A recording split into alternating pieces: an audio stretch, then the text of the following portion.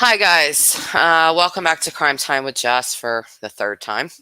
Unfortunately, StreamYard does not give me the option to test audio that I am trying to present before I hit the live button. So I have to do it while I'm live, which is incredibly frustrating. And I'm going to have to do that right now again. I'm going through a different browser, so I'm hoping that it works this time. Just please bear with me. I'm just going to test this. I mute my mic while I do that.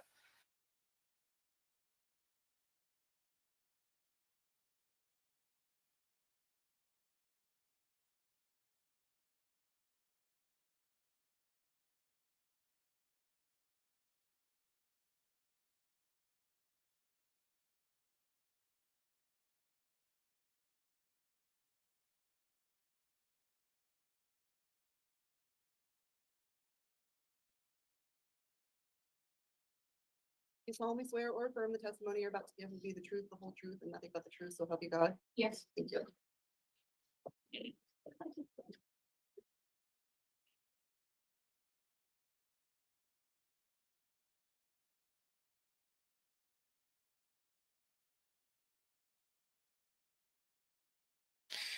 Finally, perfect. It's working. So today, the day is just finally arrived. Okay. Emma Daybell took the stand in an epic fashion, lied her tail end off. The entire testimony was twisted truths or just outright lies. Um, Everything the state has presented, Emma took the stand and said the exact opposite. We've heard from multiple witnesses, even Chad's own mother stated that Tammy was not sick or in bad health. The only person who has said she was Chad until today, when two of his evil little offspring took the stand to tell the same lies. We're going to go through Emma's testimony and dissect it bit by bit. Joining me today will be Glorin Dellin from the YouTube channel True Crime Utah. She's a paralegal who often travels to court hearings in person. Her latest court hearing was James Brenner of the Dylan Rounds case. So when she gets here, I'm going to add her to the stream. Glory, if you're watching, I'm not sure. I know you're on a phone call currently, but here is the link for you. Audio is working, so I'm ready to go. I'm going to be stopping a lot because there's a lot to say here. Okay, so let's go ahead and start playing Emma's craziness. So here she is. She's getting on the stand, and we'll go ahead.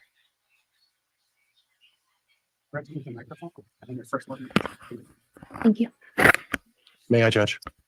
Yeah, before we get started, I was just sitting here considering whether or not the exclusionary rule applies to this witness, and I don't believe it does. Is that correct? That's correct, Judge. But in the issue of precaution, my subpoenas stated that nobody was to observe any of the proceedings, and I will inquire Ms. Murray as to whether she observed any of the proceedings anyway, Judge. Okay, I think it's just fair on questioning for examination on Director Cross, but I won't make any inquiry on the exclusionary order. So with that, I'll just remind the witness then you are under oath for your testimony. You can inquire on direct if you'd like, Mr. Pryor. Would you state your name, spell your last name for the record for me, please? Emma Murray, Murray. And Emma, there's a gentleman to my left in a blue shirt at the desk over there. Do you recognize who that is? Yes, that's my father. Now, I noticed that your last name is Murray. Can you explain that to me, please? I was married and changed my name. You are married? Yes, I'm married. And your husband is Joseph Murray? Yes. Did you receive a subpoena from either the prosecutor or the defense in this particular case? I received a subpoena from both. And at no point you were called for the prosecution, is that correct? I was not. And you did receive a subpoena from my office to appear as well. I did. And in that subpoena, did it indicate that we would rather you not review the proceedings as part of this, as part of your testimony in this case? Yes, and I did not. I want to talk a little bit about how often we've had an occasion to talk about this case, you and I. And can you explain to the jury how often we've spoken about this case? I've talked to John maybe 3 times. And last night we met prior to your testimony today. That's correct. That's correct. At any time, did I indicate to you any way you're supposed to say, or what, or anything that you should say or were supposed to say as part of your testimony? You told me just to tell the truth. Okay, I'm just going to stop there because John Pryor's really trying to let everybody know, like, hey, I didn't rehearse anything with her, right, Emma? Oh, no. The only thing you did, John, was just tell me to tell the truth. And then we're going to sit here and listen to the most rehearsed testimony probably that I've heard throughout this entire trial. Okay, just the absurdity and the audacity of this testimony had me so angered today. They even went after Detective Hermosillo to paint him as some crazy stalker. But let's go on. Okay, and you're prepared to tell the truth today. I am. I want to talk a little bit about where you're living right now. And where do you live right now? I live in the house that was my parents'. Okay. And at this point, you're not aware of any financial situation. Is it true that you're not aware of any financial situation between myself and your father regarding that house? That's correct. And you don't have any, So hold on. So the house that Emma Daybell literally moved into the day her father was in the police car and being taken away, she moved back into her parents' house that day, literally. So it's been 4 years. She has no idea about the arrangements that Chad has with John Pryor, that John Pryor owns the house now. She doesn't know anything about that. I mean, we're just starting out with lies. You cannot tell me that she does not know about the arrangements of the house that she is living in. Like, girl, please. I mean, I guess he just really wanted to get that on the record, but it's an obvious lie. personal knowledge of anything that is any arrangement between your father and I. Is that correct? Yeah, I made an arrangement with my father. I don't know what he's decided with you. Okay. Well, she could certainly look up property deeds and see who that belongs to because it's not her father. I want to talk a little bit about your mother's health. What can you tell me in general about your mother's health in the last year or so? Her health started declining. I was really worried about it. She, well, she'd always been one to be able to meet the demands of daily life without being exhausted. And she started going to bed at like before dinner some nights. It would be like 5, 6, 7 o'clock at night. And she would sleep in too if given the opportunity. So suddenly needing to sleep a lot was very confusing to me. Are you aware of any health issues that your mother may or may not have had? I, at the time, was not. Since her passing, I've been diagnosed with sleep apnea, and my maternal grandfather also has sleep apnea, and she's the generational link between. So I wonder if she did. That's something that obviously we can't investigate at this time, but symptoms like daytime tiredness and not getting restful sleep seem like they would fit what speculation. Ms. Sustain. How is this relevant? Since her mother died, she herself has been diagnosed with sleep apnea. Okay, Emma, like really, I'm telling you, this testimony is infuriating because what John Pryor is clearly attempting to do is refute all of the other witnesses that we have seen in this trial get up on the stand. Tammy Daybell's sister, her brother-in-law, Heather Daybell, Mr. and Mrs. Gilbert, even Chad's mom, again, all get up there and say, no, she was not sick. She was in good health. She was health conscious. She was literally trying to run a 5K. And here she is, the only other person besides her and her brother and her father who are going to paint her mother as this sickly, lazy woman, really. But anyway. Okay. Were you aware of any other health maladies that your mother may have suffered from? She had anemia. Okay. Were you aware of any medications that your mother may have taken? She preferred herbal supplements. She did take the generic form of the medication Prozac. Okay. That was the only prescribed medication that she regularly took. Were there any? I mean, quite frankly, I would probably be on Prozac too if I was surrounded by these nutty nutballs of a family. Okay. Any non-prescription medications or herbs or supplements that you're aware of? Oh, definitely. She really liked using colloidal silver was her favorite. It's Slow down for me. Colloidal silver? colloidal silver. It's Distilled water with particles of silver in it to the part per million. It tastes like you're drinking water out of a metal water bottle, and it can cure everything. Okay, and I say that with a smile because you really should go to the doctor instead of drinking. Else for speculation. She's literally sitting here on the stand and disparaging her mother. Oh yeah, she used to take this, but I'm saying that with a smile because you should really go to the doctor. You know, basically my mom was just a loon. Not her father that's sitting here in front of her for a triple murder, but you know, her mom's just a little crazy. You know, maybe she just went to the doctor for that. Speculation. World. go ahead. She would use colloidal silver as an antiviral, is what she called it. So anytime she felt under the weather, she would take colloidal silver and she would. This calls for hearsay. World. Go ahead. I witnessed her drinking it and she would encourage other people in our household to do so. Were you a consumer of colloidal silver? I was. Okay, how'd that work for you? It tastes nasty. Okay. Did it help you in curing any ailments that you may have had? I don't know. Were there other things that your mother did in terms of remedies to resolve other issues she may have had? She bruised really easily and she used arnica gel. Okay. Arnica is a plant that helps with bruising. She had it in. This whole testimony, again, is just to refute what the medical examiner said about the bruising on Tammy's arms. I will remind you guys that Alex Cox's phone pinged at the Daybell residence the night that Tammy was murdered. The state is basically alleging that Alex helped hold her down and Chad suffocated her. Okay? So she's trying to say, you know, my mom was anemic. She bruised really easily, and we're going to listen to her talk about a grocery bag that, you know, bruised her mom's arm. Gel form. And when you say she bruised easily, can you elaborate on that? If she were to bump her hip on the counter when she was walking by, she would get a massive bruise from that. Even things like carrying a heavier load of groceries where the bag pressed on her arm would leave a bruise. Okay, okay.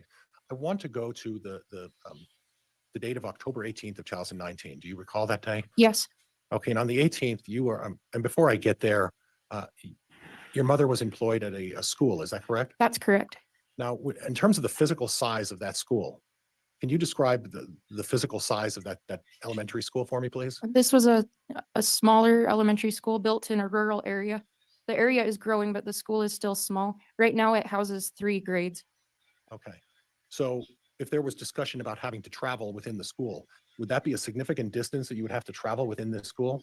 No, I was also employed there at the time, and it was not a hassle to walk from one side of the building to the other. Okay. And at the time, I'm going to go back to October 18th. And on the 18th, was there some sort of an event or occurrence that was taking place at the school? The next week, there was going to be a book fair. It was going to be held in the library where my mom worked, and she needed to prepare her workspace to become a store.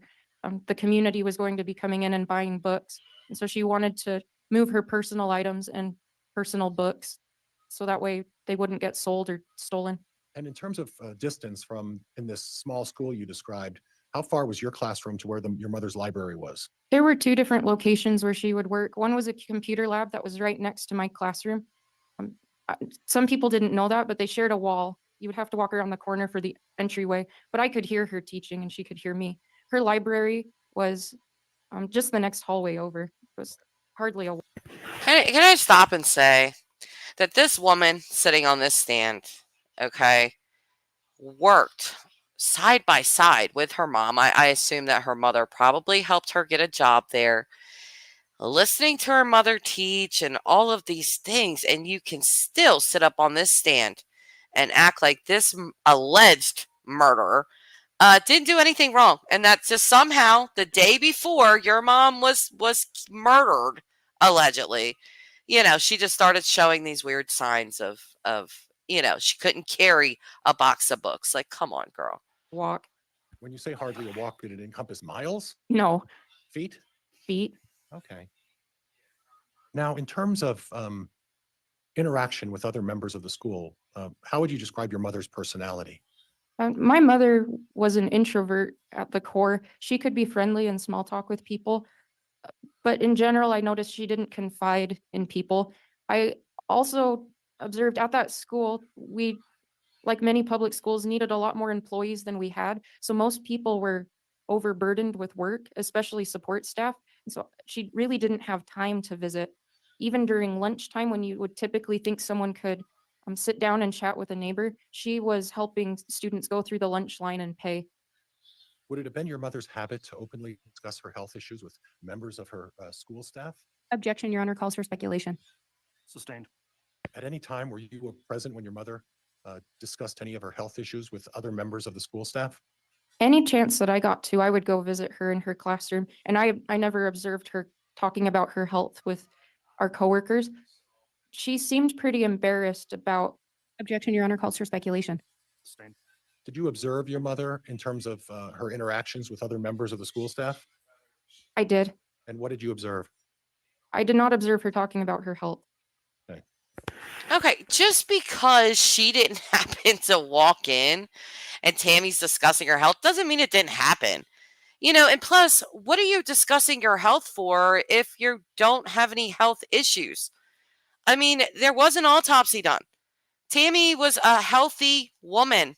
She didn't have all these, severe underlying health issues. So what would she be talking to her coworkers about health issues that do not exist? Would you describe your mother as a very private person? Yes, Would you agree that it wasn't her habit to want to miss work? she wanted to go every day. Was that her work ethic or was there some other underlying reason? Her work ethic, she was also not a salaried employee, so she was paid by the hour. So it was important financially from your perspective that she work? Yes. I want to talk a little bit about the book fair on the 18th and the preparations that were involved. Did you personally observe anything as far as your mother preparing for the book fair? She loaded her personal belongings in boxes and loaded them heavier than perhaps she should have, because I observed her walking down the hallway and she was resting the box against her body on her arms, holding it back and walking with a lot of effort. I was in a meeting and I actually stepped out to help her because it was way too heavy for her. And on that occasion, what vehicle did she drive to the school to load those boxes and unload those boxes? She drove my parents' Dodge Dakota that day. Okay. And then I want to go back to approximately 2017 forward. Who was the primary driver of the Dodge Dakota? My father. Okay. And what would your mother be driving? My father. Okay. Big lie number one from Emma Daybell.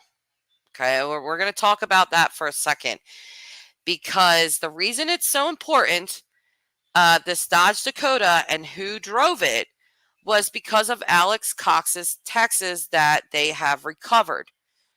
He was doing a lot of Google searches about a Dodge Dakota, what type of ammunition to use to shatter the windshield that would go through the windshield, or what type of ammunition would penetrate a Dodge Dakota. But he did a bunch of Google searches, trying to figure that out.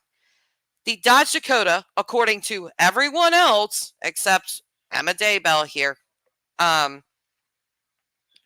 is that Tammy was the main driver of the Dodge Dakota. Okay, which would be why Alex was doing all of those Google searches.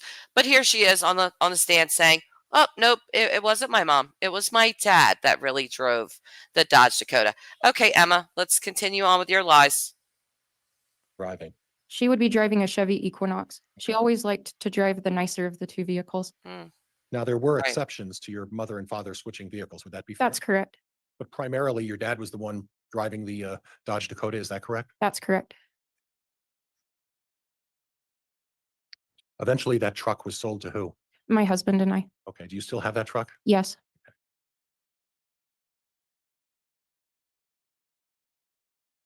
Your mother would use a common phrase in the last year of her life in terms of an assessment of how she would feel. And Yep. Yes. Objection here calls for hearsay. Sustained. Were there occasions when you would, I think I'll move on from there. That's okay. Oh yeah, let's move on. I want to talk a little bit about the Fitbit. Your mother had a Fitbit, is that right? Yes, she had a wristwatch that would count her steps. Okay. And at this point, was it her habit to use that Fitbit on a regular basis? Yes, she would wear it during the day and then charge it at night Okay. when she was sleeping. So she was counting her steps during the day as part of that Fitbit. Yes, And is it your assessment that your mother physically was in a fit state? but no, part of why she wanted the Fitbit was to increase her physical fitness. Okay. She was working on her physical fitness. Yes, she had one, I had one, and she bought my dad one, but he wouldn't wear it. I did find that funny that, Chad the potato, look at him grinning in this picture. You can zoom in and look at his stupid smile. But I did find that funny that, Tammy being health conscious got herself one, got her husband one, but Chad the potato just couldn't bear to put it on because he had no interest in losing weight until he started dating Lori. And then we see him in Hawaii looking all, haircut, looking slimmer, looking better. Really interesting. So anyway, carrying on. I want to talk a little bit about your husband Joe's parents. Who are they? Ed and Charlene Murray. Okay. And was there some sort of a competition between your mother and Ed and Charlene Murray? If you make an account in Fitbit, you can add friends. They're people that you know, and you can compete with them to see who takes more steps during the day. Okay. And were you aware of any competition that was going on between Ed and Charlene Murray and your mother? Yes, my father-in-law took a lot of steps during the day, and she wanted to be the winner, and so she would try to beat him. Would you describe your mother as a competitive person? Yes. Okay. Okay. And was there anything unusual? Okay, so this was such a weak woman. She had a box full of books, that were a little hard to carry. We all know that books are heavy. Emma had to help her. She's just so weak. She was just so weak. But here she is in competition with her dad, who could take the most steps a day with a Fitbit on and stuff like that. It cannot be both ways, okay? With the way your mother operated her Fitbit? Yes. Objection, Your Honor. Calls for speculation. Sustained. At any time, did you observe your mother using an unusual manner in which to operate her Fitbit? The Fitbit is designed so that way you walk and it measures your step by your arm moving. You can count more steps than you are actually taking if you shake your arm. And at nighttime, Your Honor, I'm going to object and board iron. This is really disgusting. This actually pissed me off because basically what she's saying is my mom's a liar and a cheater. You know what I mean? Oh, my mom would wave her arm around to trick the Fitbit so she could win this competition because, she's calling her a liar. And like she cheated and moved her arm like that. It's just really disgusting. The actual cheater and liar is sitting behind the defense table staring at her. Native objection. You may board iron, Ms. Blake. Thank you. Ms. Murray, do you recall visiting with your dad on or about November 17th of last year? no. Do you recall a conversation you had with him about the Fitbit and your dad telling you that your mom would hang her arm over the bed and swing it? I observed my mom do that. Do you recall having that conversation with your father? No. All right, Ms. Blake, is there any objection? No, Your Honor. Okay, you can continue, Mr. Pryor. Thank you. So back to the I mean, just outright lying here. You see Lindsay Blake just like, no, she's just going to sit here and lie her ass off. And she does. question. You mentioned in response to Ms. Blake that you observed your mother with her Fitbit, and exactly what was she doing? She was trying to get more steps to beat my in-laws. There was a competition. Yes. And where did you observe her doing this with the Fitbit? She had 2 locations where she would do this. She called it exercise. Okay. She would be in the living room. She called it exercise. Again, painting her mother as a lazy cheater. That's what she's painting her as. She would call it exercise. And then listen to what she says here. She would place an iPad on the back of her recliner and play the game Candy Crush while shaking her arm. And she would also lie in her bed while reading a book on her Kindle while shaking her arm. Okay. Was it your habit of your mother to read at night? Yes. Okay. I want to change. Again, just literally, my mom's a freaking liar.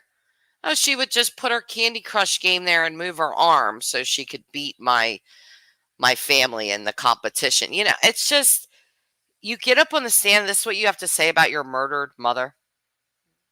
Disgusting. Carrying on. Change gears a little bit. And at the time of your mother's passing, where were you living? I was living across the street, diagonal, kitty corner. Okay, so if there are, my recollection is there's 3 or 4 houses on that corner. Is that correct? Correct. So your house that you were staying in would have been on what location? The southwest or southeast? I'm bad with directions. Okay. I live close, that house is closer towards Rexburg. Okay, directly across the street, not diagonally. Is there a neighbor that you know over there? There's 2 houses. There was a house that Matt and Regan Price were living in. Okay. And then there's another house on the opposite. There's another house. I don't know those people though. Okay. So you were across the street and kitty corner from your father. Would that be fair? Yes, Relatively close. yes. Okay. Now, there's been some discussion about your mother training for a 5K race. Do you have any information about that? I was training for a 5K race, but she was not. Okay, and why do you say she was not?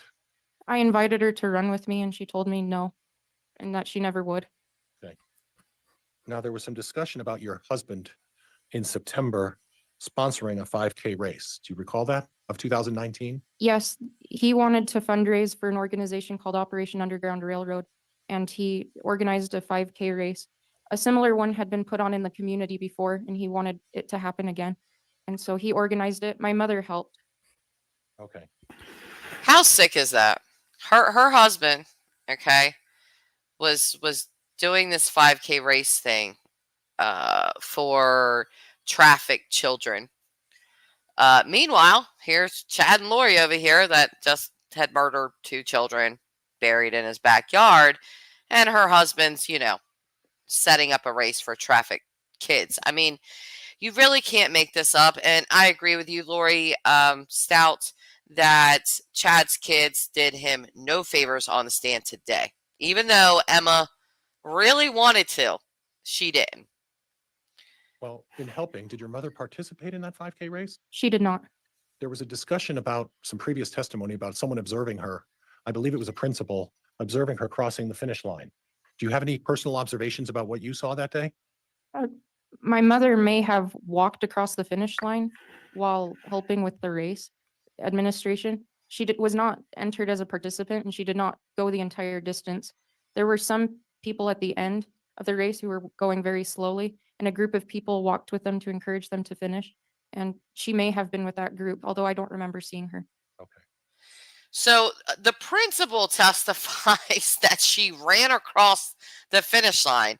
Here's her daughter saying, oh, no, she may have walked across or helped some people walk across or something. But I have never seen somebody get up on the stand and just attempt to character assassinate the hell out of their own damn murdered mother.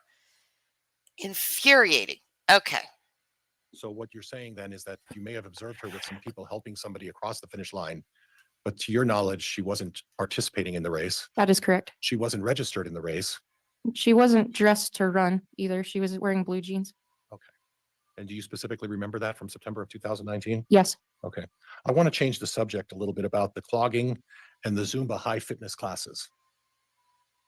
What can you tell me about you and your mother's participation in those classes? At that time, my mother and I were both overweight and wanted to exercise more. And some ladies at the school invited us to come to a class that they were going to in the evening at a local elementary school in the gym. I would like to know who deemed them overweight, because I have never seen a picture of Tammy or Emma where they have ever been quote unquote overweight. And we all know how obsessed Chad is with women's bodies. Again, hot and loaded Lori, like he said. Tyler can't help but to laugh at that statement. He laughs every time I say it, but that's what he said. Hot and loaded Lori. Yeah. Can you tell me when approximately you and your mother started those classes? We started going in April 2019. And this was a joint effort to improve both of your fitness? That's correct. In your situation, was that shortly after a birth of one of your children? That's correct. And I got a lot of heat for suggesting people's weight and size and everything else, but needless to say, you felt personally, Yes, that is my own words. I was overweight and I wanted to get healthier. okay, and your mother, from discussions with her, shared the same view? Yes, I don't know how much she weighed. Objection, Your Honor, calls for speculation. Abstain. Okay. Love Lindsay Blake, by In the any way. event, the purpose of the Zumba class was for both of you to try to improve your fitness. Yes. Okay. Can you talk about the level of participation that both of you engaged in as part of those clogging and Zumba classes? The idea of the Zumba class, High Fitness, is that you can participate to whatever ability you're able to. The way that the gym was set up is it was a school multi-purpose room, so it had a basketball court and a stage. Our instructor would be on the stage where everybody could see her moving, and we would mirror her body movements, similar to how you would copy an exercise video at your house. It was just live. We would dim the lights in the room and turn on party lights to make it feel more fun than a typical aerobics class. So it was dark in the room. You could see silhouettes of people in front of you, but you wouldn't really be able to see people around you. That's part of why it was appealing, is if you couldn't dance very well, nobody would make fun of you. Okay. And in terms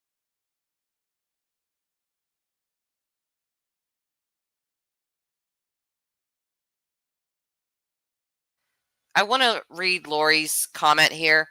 Lori's saying Tammy was exhausted. No doubt. She worked, took care of everyone, clogged, training for a 5K while the slug was having an affair and murdering children. Exactly, Lori. Thank you for saying that. Let's resume the lies of Emma Daybell. of location, where did you generally stand or participate in these Zumba classes? My mother and I would go to the back of the room. Was there a purpose for that? There were different skill levels in the classroom, and we were on the poor end of that spectrum. And so we God, I don't even know if I'm gonna be able to make it through this, you guys. I mean, again, the character assassination that is happening before our eyes is just grotesque. Oh, me and my mom were in the back of the class because we were really poor at it and we were just really not good at it. And yes, Lori, you bring up another good thing. Lori Stout is saying, notice how Emma is now looking more like Lori Vallow. Yes. A Murderous Heart has posted those pictures. I reposted them on my community tab. I know this may be hard to see, but you can zoom in. Emma now has blonde hair, which I think looks weird as hell on her, but she is looking a whole lot like Lori Vallow these days, which is very, very strange. When these pictures first came out of Emma with this blonde hair, people thought they were fake. That wasn't, that somebody had just kind of photoshopped it or something. No. The picture that you've been seeing float around on YouTube and elsewhere is it's her school picture. So, the teachers always have a photo taken every year of themselves that's put onto the school website. That's the picture. So yes, it's not fake. She's definitely a blonde, and you can see her here as a blonde. didn't want people looking at us. Was it a requirement that you participate fully in every part of the dance or every route? And I don't know what the proper term is, routine or dance? I think routine is fair, but no, you're not required to. The entire thing is voluntary to even show up and participate. Okay. Okay. And then as far as the clogging, do you recall how often the clogging classes took place? We would go once a week on Wednesdays.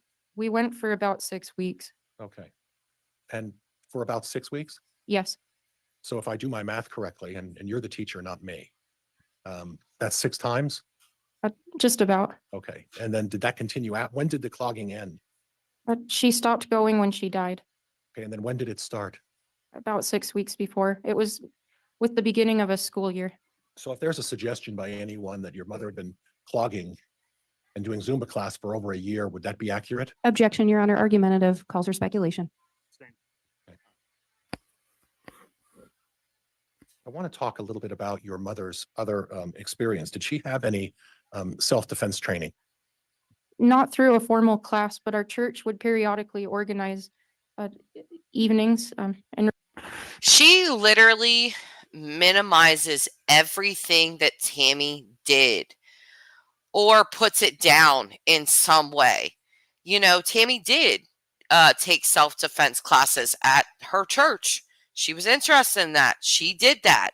But you're going to constantly hear Emma just minimize again or downplay or just outright make it sound like Tammy just wasn't really good at anything. You know, again, character assassination is insane. Enrichment night where you could learn different skills. And in Springville, they would routinely have the police show us self-defense skills, And how often did you do that? maybe once a year. And if you were to assess your mother's ability to fight off someone if they were attacking her, how would you rate that? Objection, Your Honor, lack of foundation and calls for speculation. Sustained. Did you ever observe your mother engage in any sort of physical activity where she practiced fending off any assailants? There's a game on the Wii, a video game system called Exerbeat, and there's a kickboxing portion where you can practice punching. Okay. I want to talk a little bit about life insurance. And I want to mention the name Taylor Ballard. Do you know that name? Yes, the Ballard Insurance Group offers insurance for our school district. Okay. And did you have an occasion in September at the start of school to engage in a presentation by the Ballard office? At one of our faculty meetings, they came and talked to us about life insurance and increasing it. And they showed us that the rates were competitive, or it was really cheap insurance. And so they encouraged us to purchase some. And both my mother and I purchased some at that meeting. Okay. And at the meeting, was it at the meeting that both of you just elected to purchase the insurance? Yes, So prior to that, and I can't remember, in September of 2019, I believe you were married at that point. Is that correct? I was. Did you consult with your husband before you elected to up your insurance at that point? Objection, Your Honor, relevance. Sustained. Are you aware as to whether or not your mother consulted with the insurance with your father prior to upping her insurance on that meeting day with Taylor? Here comes Emma's next lie. I love how she says this. I really do. Ballard? Objection, Your Honor, calls for speculation. Overruled. Are you aware of whether or not your mother consulted with your father on that day to up her insurance? Objection, Your Honor, calls for hearsay. Overruled. You can answer it. We were sitting at a table and filled out the paperwork together. We both signed to take out more life insurance on ourselves, and we did not consult with our husbands. Okay. And at that point, did you take up the maximum amount of insurance that you could purchase at that point? I did not because I could not afford it. We did not consult our husbands. Actually, you know, that's kind of been established, but she wants to like drive this home. You know, oh, my mom actually took life insurance out on my dad. We didn't even ask him about it. You know. Ugh. Do you just want to just read? Is it just me? Or do you just kind of want to just reach through the screen and like shake her out of her crazy denial, brainwashed, lying state that she's in? You know. I later did. Okay, at the next period. Yes, But it's your understanding that without discussing with your father, your mother elected to up her insurance to the maximum amount. I saw her check that box on the paper. I want to change gears a little bit. And there was some testimony about a Google search for south-southwest wind. And that would have been on 9/8 of 19. Do you recall that? I do. And was that your father who did that search? That was me.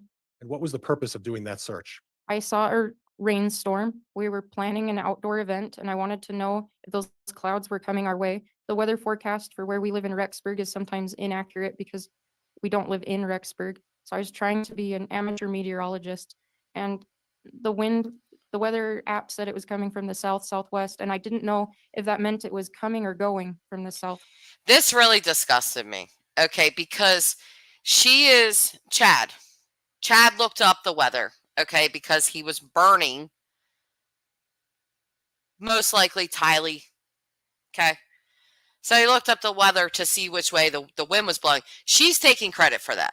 Oh no, it was me. I was just playing amateur meteorologist.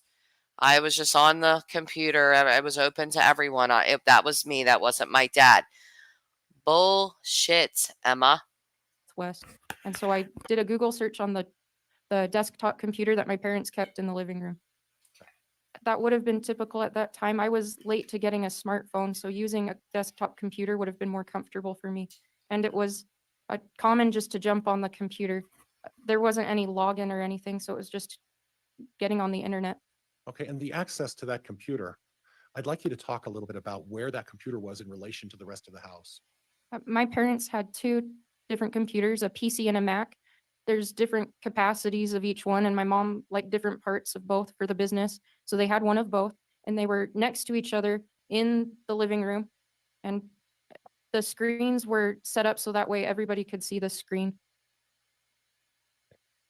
And you talked a little bit about your mother and the financial issues. When you talk about and I just had a lapse as to the name of your father's publishing company, Spring Creek Book Company. Spring Creek Book Company, and I'm going to mess it up again, so please bear with me.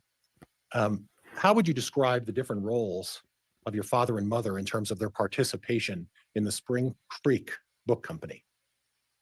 I would say that my dad was the creative side behind it, and my mom was the one that made everything happen with. The one that made everything happen. Yeah, the literal workhorse. While Chad was over there pumping out, the most ridiculous books that you could ever pump out. I mean, if you've never read one of Chad's books or listened to somebody else read one of Chad's books, I have, unfortunately. It's true. He writes like when I was in ninth grade, I was in academic English. I literally wrote better than any of Chad's books that I've seen so far. So Tammy, 100%, really the breadwinner of this family, the one that carried everything on her back. But Chad, because he was the patriarch of the family, he ran the family. It's awfully sad. Today, I was so angered and saddened for Tammy to have a daughter like this and a husband like this. I mean, it's so sad. It just really is. Okay, we'll continue on with Emma and her BS. Finances and logistics. My dad would find authors or potential authors that could write books, and he would meet with them and give them guidance to write. And my mother would help design book covers. Most of them she did by herself, and she would do the finances and taxes for the company. And they worked together on it. And I don't think they could have done each other's jobs. But there was access in both of them. Was it necessary for both of them to know the passwords to all of the organizational, for lack of a better word, all of the organization of the Spring Creek Book Company? Yes, they were both able to log into the required programs. Okay, there was no need for them to be provided or have someone provide them with the passwords. They were both well aware of them? That's correct. And my mother also would typically save her passwords. So even if you knew it, you wouldn't need to type it in. Okay. I want to change gears a little bit. We're going to get back to your father and his artistic side in a minute, but I want to change gears about the physical description of the home that you're now living in. Would it be fair to say that it's a brick house, Yes, a one-story, yes, that there's a garage? yes, Is there an unusual structure that's attached to the back of the garage? yes. The previous owner constructed a building over the pump house where the well is, the machinery that draws water for the house. And it's unheated. It's built. We all know what a well is, Emma, for Christ's sake. But either way, she's about to go in to this house testimony, and okay, I shouldn't have stopped it. Keep going. From a different material than the rest of the house. There's not very much electricity that goes to it. Okay. And did any of your brothers or sister ever use that? And what was the word for that? Cozy cone. Cozy what? Cone. Cone. C-O-N-E? Yes. Okay. Is there a time when at least one of your brothers would use the cozy cone? We all would periodically, the children. We would play musical instruments up there. It was far enough away from the rest of the house that you could play loudly on drums and it wouldn't annoy mom. It wouldn't annoy mom, not dad, who was home all of the time because Chad didn't have a job. Tammy's the one that went to work every day, but not to annoy her because she would have got annoyed. It's the subtle things that she throws out there. And Lori, you're correct again. Lori Stout is saying Chad steals ideas from others and writes his crazy crap off of them. Yes, you are correct. The whole near-death experience stuff came from Julie Rowe. I'm wondering if she is going to be one of the witnesses, because Pryor is supposed to call 7. He has called 2. There's 5 more to go. If they put Julie Rowe on the stand, Julie Rowe is batshit crazy. I'm sorry, YouTube. There's just no other way. Excuse my profanity. No other way to describe that woman. But we're going to continue on with Emma and her craziness. And you could turn up your guitar amp as loud as you wanted and nobody could hear it. But I would go up there. My brother Mark would. My sister Leah would go up there to study sometimes because it was quieter. Now, in terms of access to the cozy cone, is it true you have to go through the garage in order to get into the cozy cone? Yes. And how would you do that? Well, you would open the door to go into the garage, walk through the garage, go through another doorway, and you would be in a hallway. And then to go upstairs, you would have to go through another doorway. It was really inconvenient. Okay. So I inconvenient. want to touch a little bit about your father's faith beliefs. And my understanding is you're of the LDS faith Yes. and you're a participant, an active participant in your faith. Is that correct? Yes. How would you describe your father's faith? I would say very traditional and Traditional as in fundamentalist. Okay? And there's definitely a difference between mainstream Mormons and fundamentalists. There's a large difference there. So, what he believed. And he would research very carefully and he wanted to stick to as close as the original form as he could. So he was really interested in teachings from Joseph Smith and Brigham Young and similar early. and let me just go off a little bit here with that. She just said that he really wanted to stay close to the teachings of Joseph Smith and Brigham Young. They were both polygamists. Okay. There has been rumor and chatter about Chad trying to almost bring Lori in as like a spiritual wife, still keeping Tammy, but there's been a lot of rumor that he wanted to live a polygamous lifestyle because, we heard his brother-in-law testify that Chad said their sex was vanilla, basically boring is what he was trying to say. Leaders of the church. Would it be fair to describe your father as a fundamental? Yes. Okay. Okay. And you didn't share his religious beliefs? Not necessarily. Okay. Some of them you were. Yes. Some of them that are consistent with your current LDS faith. Is that correct? Yes. Okay. But you would describe him as someone from days gone by, foregone? Yes. Okay. Very traditional? Yes. Okay. Literalist? I don't know what you mean by that. Looked at the words and applied the plain meaning of the words? Yes. She's a teacher and she doesn't know. She can't decipher what a literalist. My tongue's not working that way, but you know what I'm saying. She can't decipher what that word means. Like, come on. And there's some theories that you didn't necessarily agree with him. Is that correct? Yes. Would that be a subject of discussion at the dinner table when you were growing up? Yes. Okay. And do your brothers and sisters all share your father's fundamental beliefs? I think they're more similar to me, that there's elements that they might feel drawn to and others that they don't.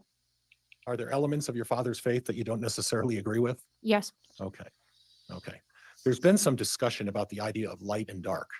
Can you describe to me what you understand to be the concept of light and dark?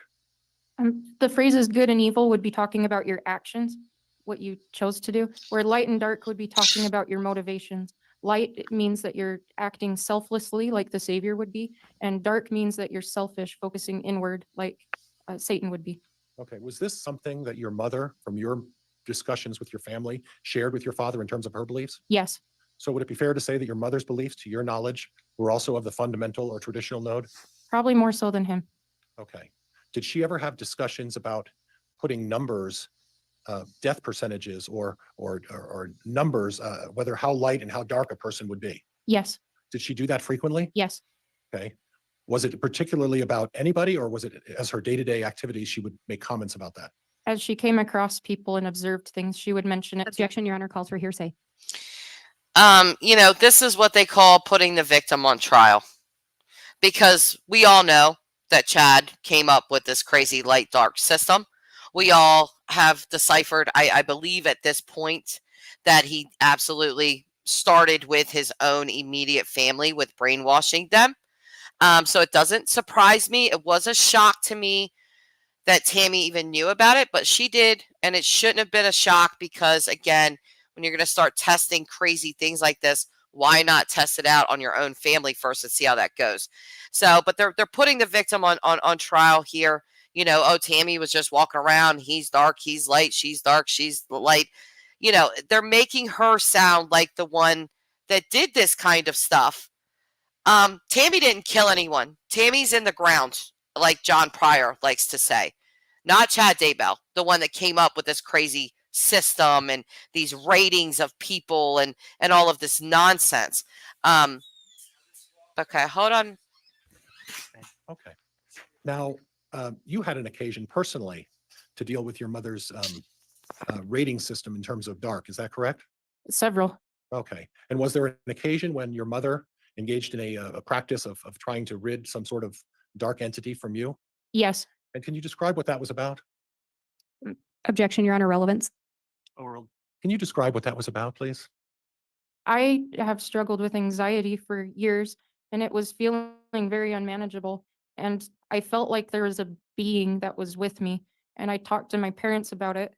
And my dad cast it out using the power of the priesthood. And then I felt better afterwards. Okay. When you say the power of the priesthood, what do you mean by that? The power of God given by the laying on of hands. Is that something that has to be specially endowed upon something, or is that some sort of a patriarchal role that someone gets as head of a family household? Any eligible man can have it Okay. if they're living and keeping covenants in the church. Okay.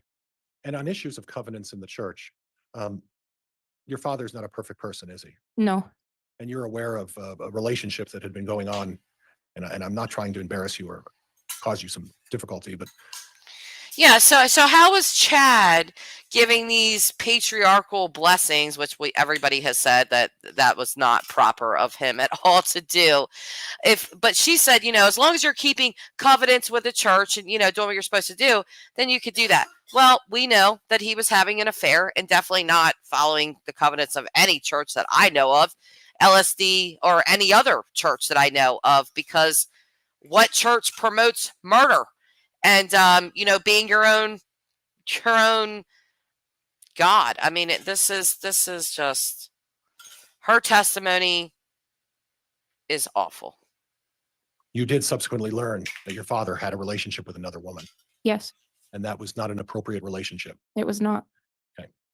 And at this point, it was, for all practical purposes, having a relationship with Lori Vallow while still being married to your mother. That's correct. And would you agree that not anybody's perfect? Yes. You're not perfect. No. None of us are perfect. Nobody. So when you say qualified male to help with the dark spirit or the dark entity, what do you mean by that? Like the procedure to get rid of it? No, just the type of male. Is it someone who's head of a family, or what is it? In that case, I wanted to talk to my parents, but because they were my leaders in our family. But any man who is an adult and can make the promises to keep teachings of the church and to use the power to serve other people is eligible to receive it. That wasn't unique to my father. And then and giving blessings in not your father's faith, but in your faith, it's not uncommon for people to give blessings to each other. Would that be fair? It's common for people to do that. And it's common for people to offer to give blessings to people in your faith. Is that fair? Yes. And it could come from any direction. Would that be fair? What do you mean? Anybody can give another person a blessing, Yes, as long as the man is eligible. or anybody can give a blessing to, if you felt moved, you could give a blessing to another male. Is that possible? In the fundamentalist views, around the time of Joseph Smith, there were women that would do that. That's frowned. Do you hear how she answers that? In the fundamentalist views, you know, there used to be women, but that's frowned upon now. So John Pryor's just making these patriarchal blessings that Chad did seem like no big deal. Again, the minimizing is very real here. He's basically asking her, like, well, you could give a blessing. I mean, if you felt so inclined, anybody can give a blessing. That is not true. That is not the way it works. And Emma knows that. And she has stated several times, it has to be a male. Can't be a female. So no, John, Emma cannot just go around just giving blessings to everybody. No, that's not how it works. Frowned upon today, though. Okay, so at this point, it's usually the head of the male or a male person who is the one who would generally give the blessing to other people. Would that be fair? Yes, that's correct. Okay. Now, while you were dealing with this dark entity, is it your understanding that when you're going through the process of trying to rid that dark entity or that feeling of, and would you describe it as just a feeling? Would that be a fair way to describe it? I felt like there was an actual person trying to control me. Okay. And at that point, after the conclusion of what your mother, an actual person trying to control her. You know who that was, Emma? That was your dad. That wasn't some demonic spirit, okay? And can I just say, this woman is still a teacher, you guys. She is a teacher. She is teaching young children. She felt like some entity had attached to her. It was her freaking dad. I'm sorry. But anyway, let's continue on, because it's just going to get crazier, the stuff that she says. engaged in and your father engaged in, did you feel relieved or some recovery as a result of that? I instantly felt better. I felt like the individual that was trying to affect my body was gone. Okay, and this is something that is not inconsistent with the LDS teachings, light and dark, and these sort of entities. Would that be fair? And all Christianity in the Bible, the Savior would cast spirits out of people. Okay. And at this point, as a result of casting out the spirits, does that mean that after they cast the spirits out, you die? No, Is there any instant that you can recall in your teachings as part of the fundamental or LDS church where by casting out a spirit, the result is someone dies? no, the goal of it is so that way you have your own body back and can be in control of yourself. Okay. Have you ever heard the word zombies? Just on TV and Okay. movies. And I call BS on that. I'm calling BS on that. That she never heard zombie. Come on. I don't believe that. She knows everything else. Just on TV. Bullshit, Emma. And at this point, are you aware of whether by stating someone's a zombie and you do one of these castings, does that mean the person dies as well? No, Okay. And again, part of that casting and removal of the dark entities is also consistent with your LDS faith. Is that correct? yes, I want to talk to you a little bit about a subject called the emotion code. Are you familiar with that? yes. Talk to me a little bit about that. It was developed by a man named Bradley Nelson. The idea of it is that you use Objection, Your Honor, relevance. Sustained. Were you aware of whether or not your parents used the emotion code? yes, they did. Objection, Your Honor, relevance. I would use it. Hold on, before you keep answering, there's an objection that's pending. I am going to sustain the objection. There's been no relevance established for this, Mr. Pryor. Well, I was trying to establish by having her talk about the emotion code, Judge. Well, that's backwards of how we get evidence in, so please either ask additional foundation or ask another topic. I love that Do you boy believe said that that. you were, Well, that's kind of backwards how we get evidence prior, I should just, at the end of this trial, I'm going to try to find the brain power to go through and just do an entire compilation of all of the absurd things that John Pryor has done throughout this trial. And it's a lot. But anyway. father and mother thought they could sense whether a person was light or dark? Yes, Was that something that was referred to as the emotion code? no, What is the emotion code? Objection, Your Honor, relevance. Sustained. That's okay, Judge. We'll move on. Moving on. Did you believe or ever observe your mother reflecting on her ability to identify what people's true intentions were? yes. And would you talk to me a little bit about that? Objection, Your Honor, relevance. World. Talk to me a little bit about that. My mother learned about muscle testing or reflexology as a child from her parents. and later learned more about it through a class called the Emotion Code. The idea is that you use your body. Objection, Your Honor, relevance. Sustained. Okay. Did you observe which one of your parents was better able to um, apply this issue of this true intentions? My mother was more skilled at it. I would say so. I want to talk to you a little bit about your father's books. No, please And don't. how would you describe your father's novels in terms of fiction or nonfiction? He did write some Ideas in his books. Where do you think he derived most of his inspiration from? Objection, Your Honor, calls for speculation. Overruled. You may answer. the Latter-day Saint Church Okay. and his own ideas. Okay. And I want to clarify a little bit. When you say the Latter-day Saint Church, you're not necessarily meaning the current Latter-day Saint Church, are you? No, You're referring to what was at some time a more traditional view of some of the readings of the Latter-day Saints. yes, And would you agree that it was your father's intention to sort of, and through his books, discuss some of those theories and express those through his books? yes, similar to how historical fiction can teach about the past, he wanted to teach about the future with fictional characters. Okay. And it doesn't necessarily mean, as someone like you who's has firm belief in the LDS faith, that you would necessarily agree with everything he put in his books. Would that be fair? Yes, it was an interesting experience to read and to think about what I would do in similar situations, but I did not interpret it to be scripture in any way. Nor did you interpret it something that you would generally accept or believe. Is that correct? Correct. Okay. how would She you didn't describe- believe in that, but she believed in light and dark and all of this stuff. And come on, you know.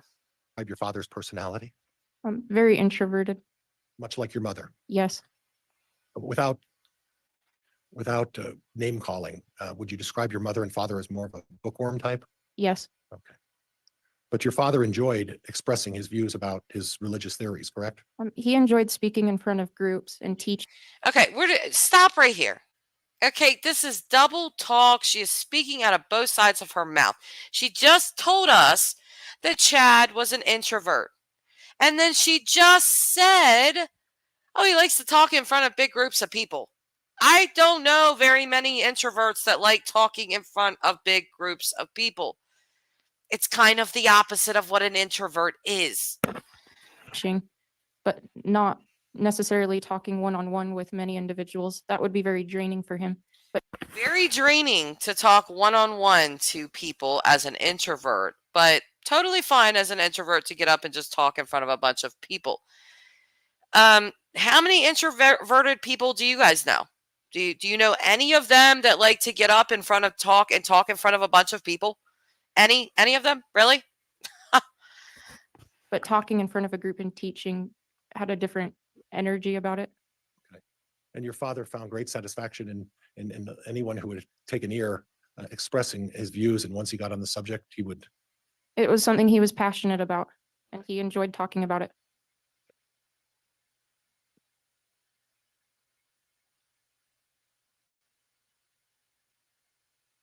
And Judge, if I could just have a moment, I've got more to do, but if I could just recap real quick. Go ahead. Sorry, Your Honor.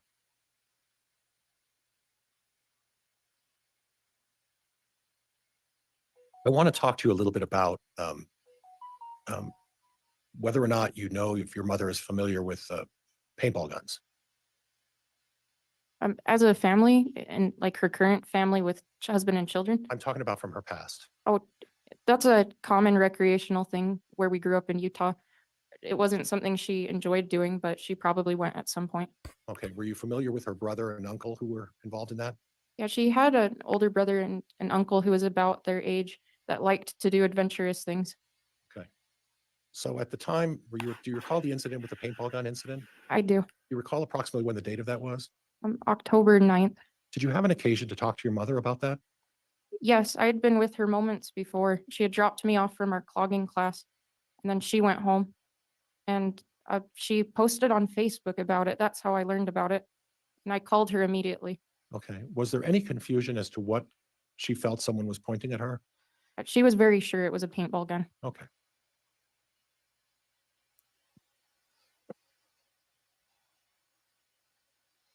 Well, sadly, it was not a paintball gun.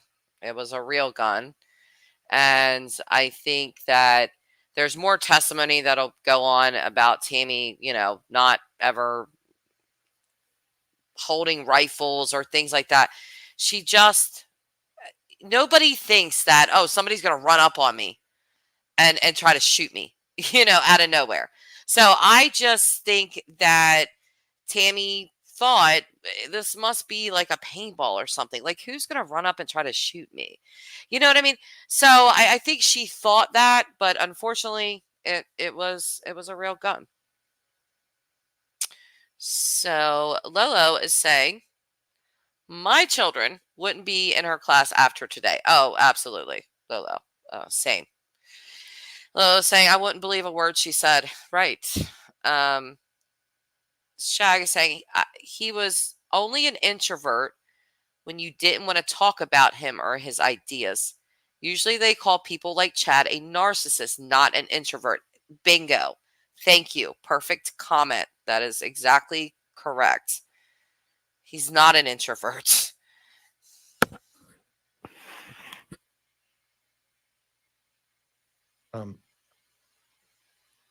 I want to talk a little bit about the day of your mother's passing. And if you need to take a break or use a tissue, please let me know, or water. Please stop me and we'll take whatever time you need, okay? You arrived at your mother and father's home approximately when on that day? I don't recall an exact time, but it was before 7 o'clock in the morning. Did you have an occasion to talk to Coroner Dye? I did. Can you tell me what the nature of that discussion, not necessarily what Coroner Dye expressed to you, but what you expressed to Coroner Dye? Coroner Dye was inspecting my mom's body, and she asked us some questions about our wishes, and she offered an autopsy.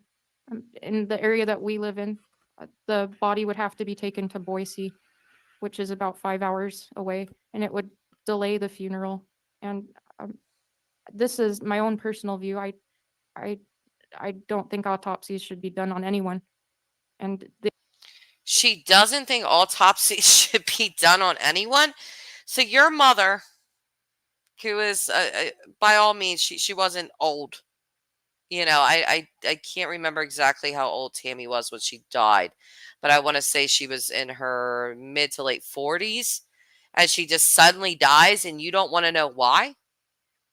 And again, there's going to be testimony where the cops literally went to Emma and said, we have her autopsy. You don't have to interview with us, but would you like to see the results? She said no. No, I don't want to interview with you. I just want to see the results. Okay, well, we're just going to show you the results. No, she didn't want to know. the idea of my mother's body undergoing that was very distressing to me. Did your father at the time in front of Coroner Dye ever express an opinion as to whether he felt one way or the other about getting an autopsy? Objection, Your Honor, calls for speculation, lack of foundation. If you would rephrase that, Mr. Pryor, to make sure it's something she observed and not through other means. Did you ever observe your father have a discussion with Coroner Dye on the subject of an autopsy? My father was very distressed and was not speaking at that moment. Okay. He didn't express any opinion. Okay. Did you express an opinion to Coroner Dye about what your wishes were? I did not want an autopsy. Did your father agree with you or disagree, or do you know what kind of a position he may or may not have taken at that point? He nodded. Okay. But he wasn't the one insisting, to your recollection, on having an autopsy done, was he? Objection, Your Honor, calls for speculation. Sustained. At any time, did your father express an opinion as to whether or not he wanted an autopsy or not? Objection, Your Honor, this calls for speculation. Overruled. May I go board dire native objection? That's the way it was worded. It's a proper question the court will determine. So go ahead, Ms. Pryor. Can answer that question, Emma. Will you repeat it? Madam Clerk, would you repeat the question for Emma?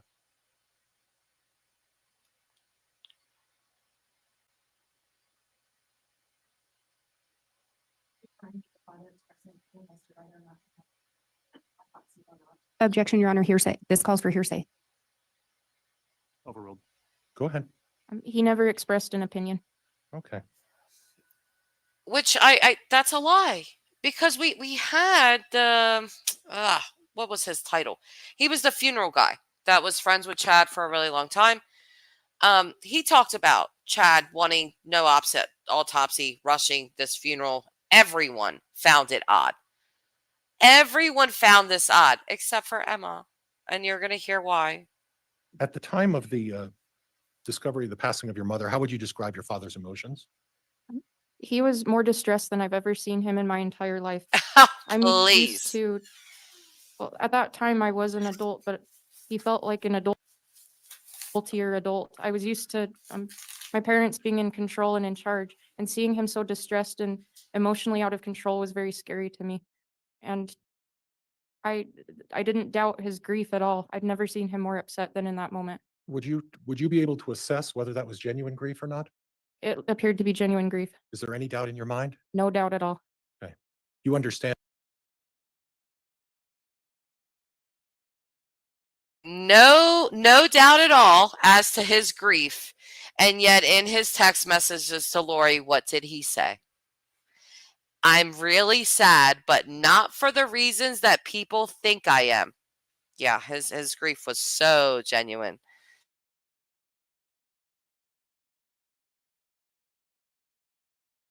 And that at the time he was involved in an affair with another woman, correct?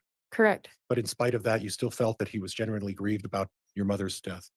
But I know that the grief that he felt was real. He may not have had the same romantic relationship with my mother that he had in the past, but I know that he valued her as a person, and seeing her die was very traumatic.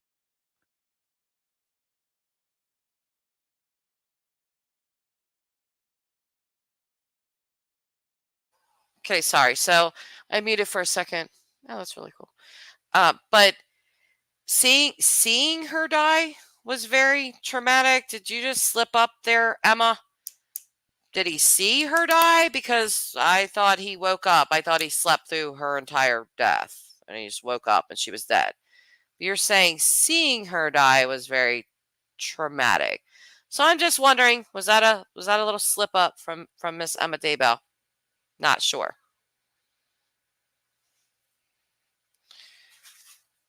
I want to move forward to a trip to California in November. Do you recall that? Yes, Okay. And can you give me an idea of approximately when that trip was in November? it was right before Thanksgiving Okay. and over Thanksgiving break. And in terms of how that trip came about, I would like to start with, you started somewhere in Idaho, is that correct? Correct. And who was on that trip? My father, me, my husband, our son, my sister, her husband, their son, my brother Garth.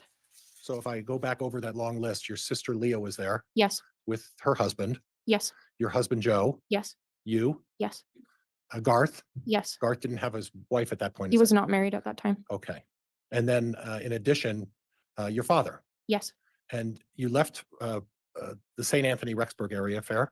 yes. Where did you go? We drove to the Salt Lake airport. Okay. And then from the Salt Lake airport, what did you do? We flew to California.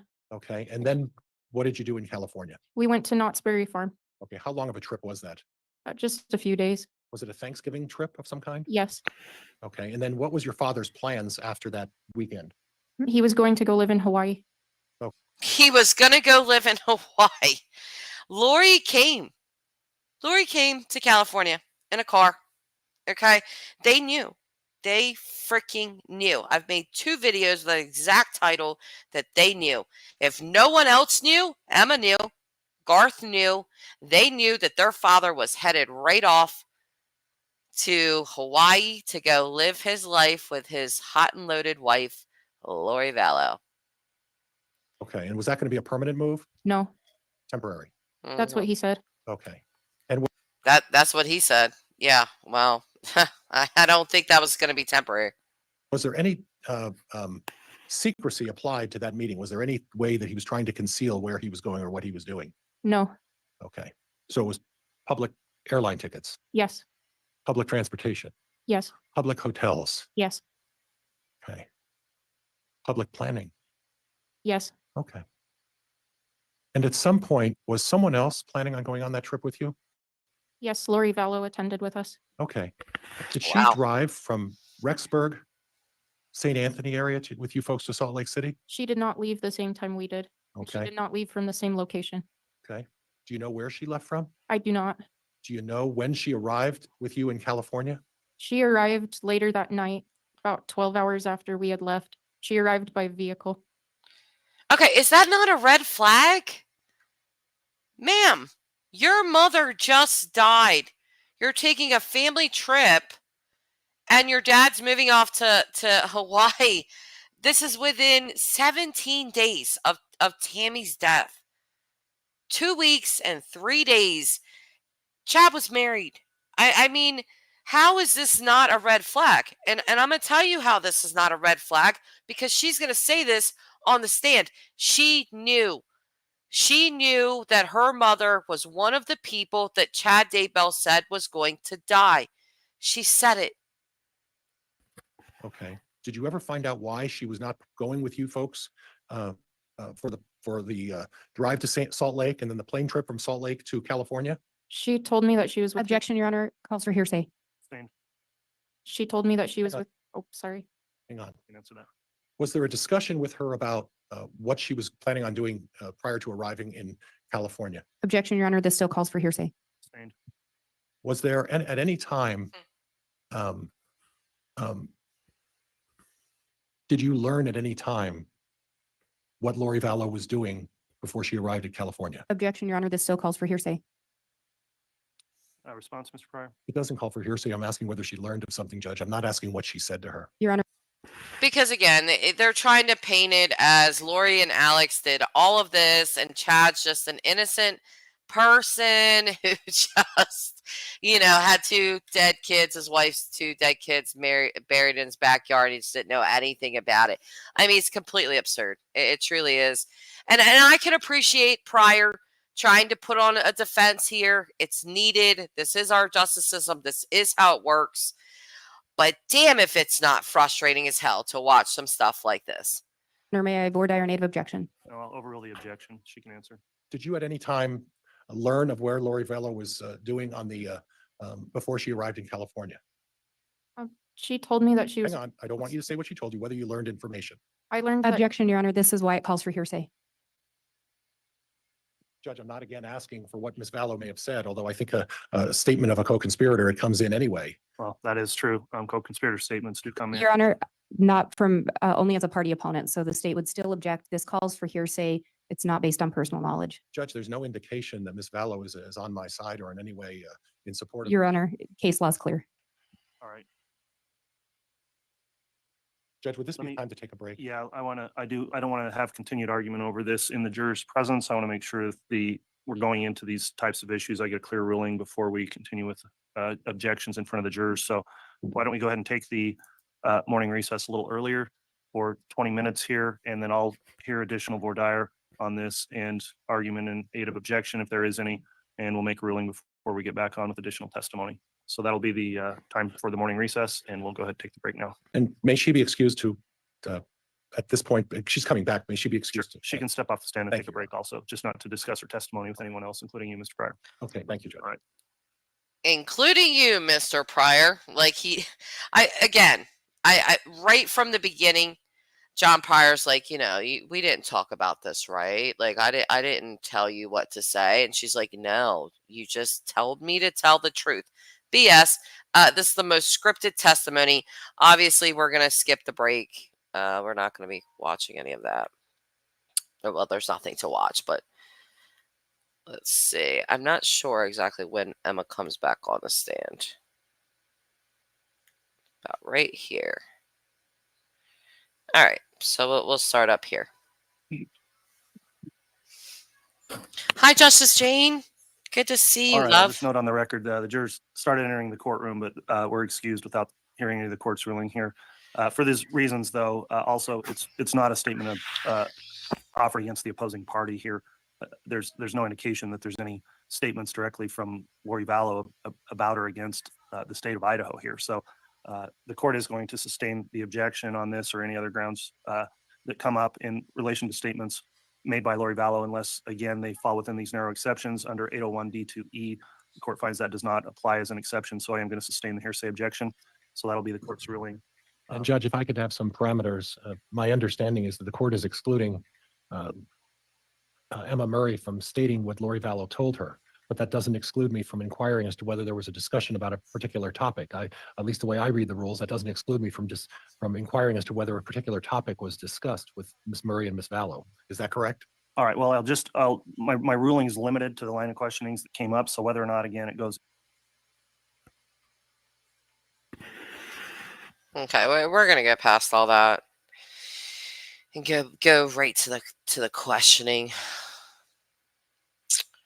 I really like the cross examination. Lindsay Blake, love her. She is such an excellent prosecutor. I don't feel like she gets enough praise for she's so quick thinking. I mean, her objections, her arguments for different things to be struck or taken out or all of that. She's very, very good. Very good. So, but here we go. Prior back behind the podium. All right, thank you, counsel. The court reviewed that previous ruling objection to hearsay. The court is going to sustain the objection. And just one more. I just had a little observation when I said, prior back behind the podium.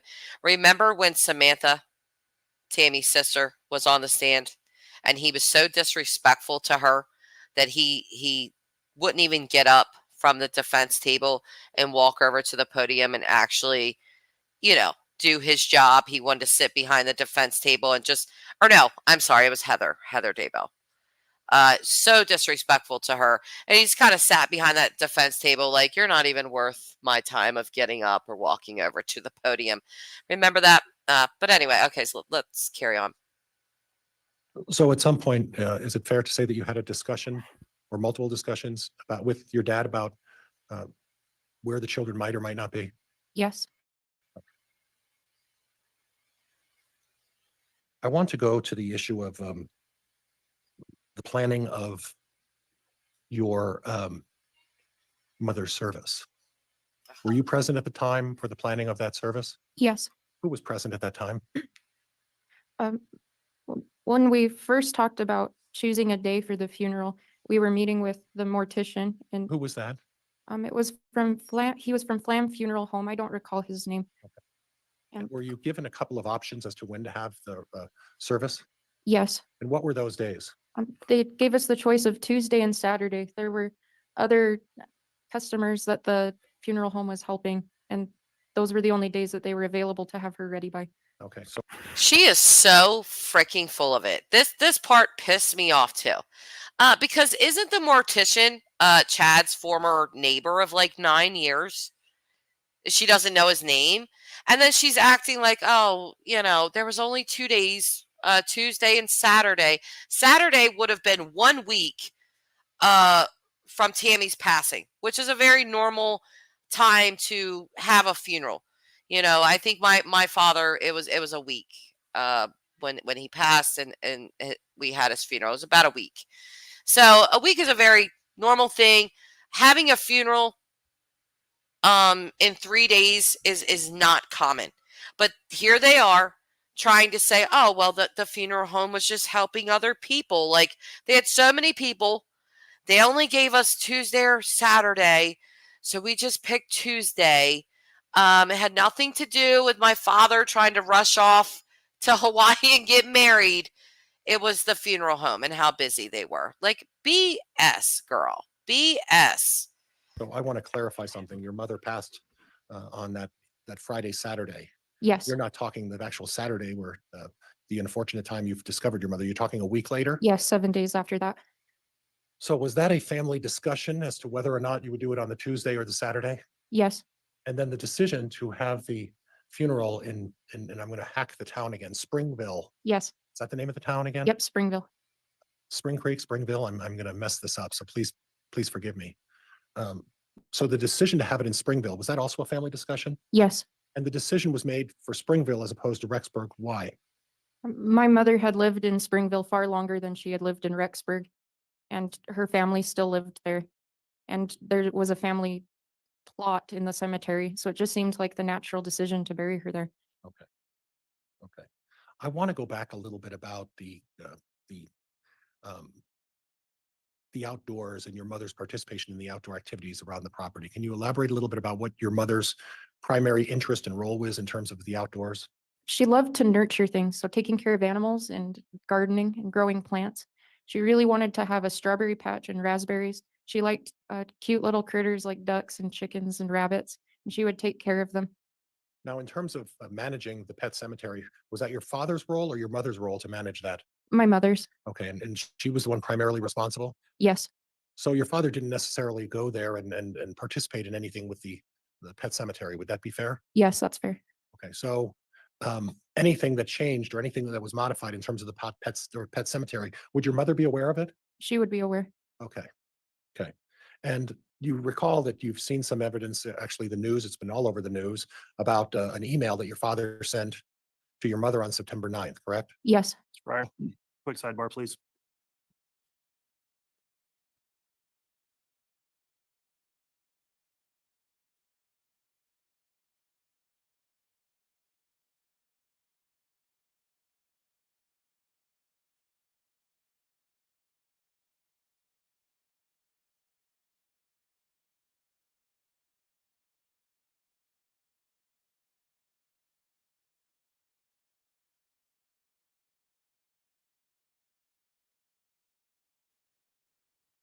All right, Mr. Pryor, please continue. You recall reading an email on September 9th about shooting some raccoons and burying it in the pet cemetery, is that correct? it was a text message, I believe, but yes, I did. Would it be unusual for your father to send your mother a message if he was involved in the something involving the pet cemetery? Objection, Your Honor. May I voir dire native objection? You may. Miss Murray, did your parents tell you about every message they ever sent each other? No, Did you look at their phone records routinely? no, Did you look through their phones routinely? no, Your Honor, this would call for speculation. I'm going to object. Sustained. Again, it was your mother's primary responsibility to manage the pet cemetery, correct? yes, And it would be, if your father were to do something in the pet cemetery, would it be unusual for your father to have to let your mother know that he was doing something? Objection, Your Honor, calls for speculation. Sustained. I'll move on, Judge. You mentioned that you lived kitty corner to the your dad's house. Is that correct? yes, And has there been occasions when you folks have also encountered issues with animals on the property? yes, And in some of those instances, were those animals buried as a result of being shot yes, on your property? yes, Okay. And do you have any knowledge about animals being shot on your dad's property as a result of issues with either livestock or otherwise? yes. And some of the animals that were on your father's property at the time, can you go through the list of different type of animals that were on your father's property at that time? There were a lot of cats. We live right by a busy highway, and so all throughout, there's stray cats that get hit, and my mother would feel bad for them, and they weren't even our cat, and they'd get buried. And some pet dogs, raccoons, skunks, rabbits, ducks, chickens, sometimes sparrows even too. I mean, to me, all this shows is that Tammy was an extremely compassionate person. So compassionate that, wild animals that she would find, she would still want them buried properly, which just is a more of a stab in the heart to me for her, because her own husband didn't even want Chad the cat, didn't even want his name on her headstone. This is a woman that thought so much about living beings, period. Animals very much included in that, she wanted him buried properly. And here he is, this type of guy. But I feel like Emma is saying this stuff like, oh yeah, she just wanted everything buried, sparrows, that's like, she's just so disparaging of her mother. It makes my freaking skin crawl. And I have to tell you guys, while I was watching this earlier, I was cussing to myself so much. Like, I am trying to not cuss a lot, but this irritated the life out of me, this testimony from her. And your mother was a kind and considerate person, Yes, and she felt that was the reason for why she erected the pet cemetery. Is that correct? even if it was a pest animal, she didn't want them to be disrespected. Now, I noticed that when you ran off the laundry list of animals, that during the time period of let's start with the beginning of November, or beginning of 2019 through at the time when your father was accused of this. Are you aware of whether or not your father owned a dog? My father did not own a dog. He does not like dogs.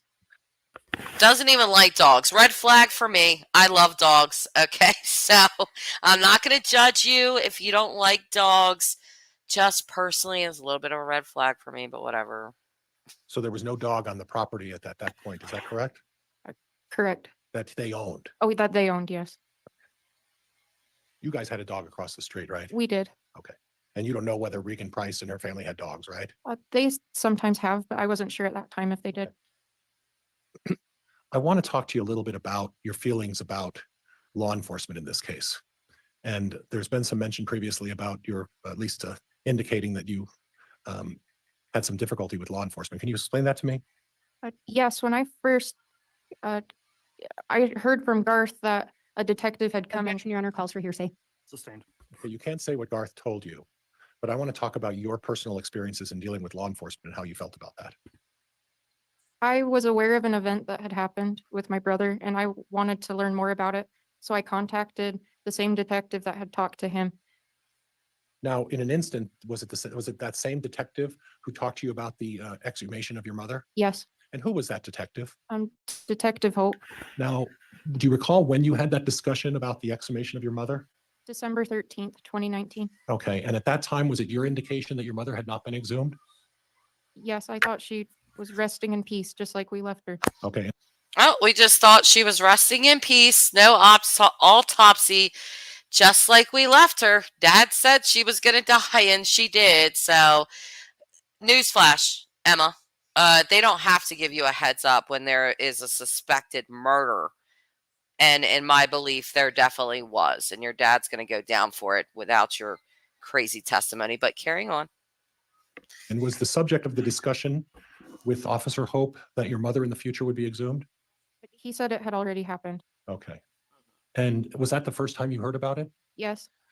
And if you need to take a break, you tell me, okay? Oh, please, John. Please. You know, I feel like he's like, oh, if you need to take a break, if this is too hard for you.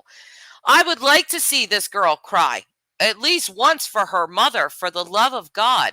There is zero emotion here. There's none. Why? Again, I'll say it again for the millionth time, because she freaking knew.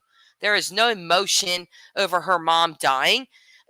Compare her testimony, if you guys watched Lori's trial, to Colby. Okay?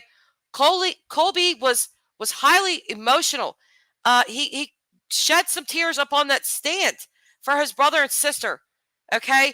Even Tammy's sister, I really go back to her. She from the very first question the state asked Tammy's sister, who was her best friend and her sister, she got emotional immediately. You know, and John's like, oh, you know, if you need a break, please.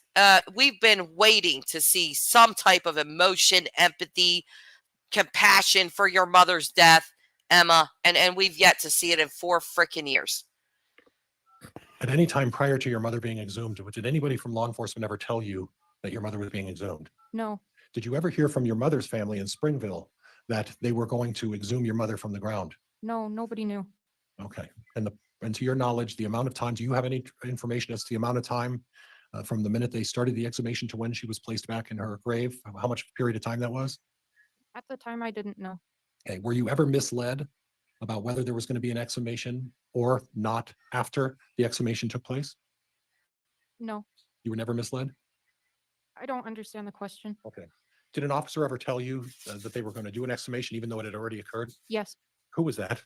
Detective Hope. Okay.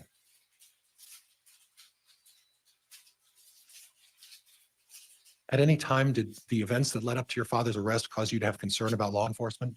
Yes, What kind of concerns did you have with law enforcement? Objection, Your Honor, relevance. Sustained.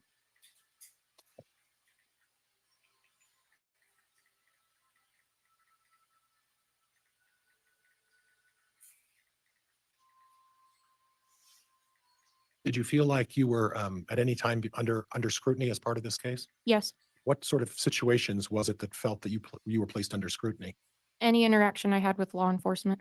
Okay, was there an occasion at a gym that caused you particular concern? Objection, Your Honor, relevance. Overruled. Was a particular situation at a gym that caused you particular concern? Yes, What was that situation?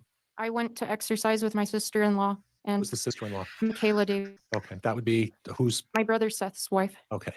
I can't keep all of you straight. I'm sorry. And then what transpired at that point? What did you observe? We were in a section of the gym with lightweight dumbbells, and Detective Hermosillo came and started exercising near us. And it seemed like a part of the gym that would have been too easy for him, and he stood closer to us than felt Objection, comfortable. Your Honor, this is calling for speculation. Judge, she's describing an event, not speculating about anything. It's overruled. Go ahead. He was standing closer to us than felt comfortable, and it felt like he was trying to listen in on our conversation. Were there other occasions, either at church or This really, again, I keep repeating myself, but it's like her entire testimony just irked my soul. They are literally trying to paint Detective Hermosillo as some type of crazy stalker that was stalking Emma and her sister in a gym. It's called surveillance, Emma, because your dad and your stepmommy are serial killers, okay? And you, ma'am, are a liar. So yeah, it's called surveillance. The man wasn't stalking you. He was trying to see what the hell was wrong with you people, basically. And we still haven't figured that out. otherwise where you felt that people were maybe judging you? Yes, Give me an example. I had a detective from Madison County confront me in the hallway at church. Okay. And was that an uncomfortable situation? It was really uncomfortable, and I haven't attended that congregation since. And was that a situation where your role at the church was what at the time? I was asked to help teach young children in the nursery. And my daughter was in that class, so I was really excited to. Did this particular detective have some sort of authority over the church or a position in the church that allowed him to dictate whether you were schooling young children or not? Objection, Your Honor, relevance. Sustained.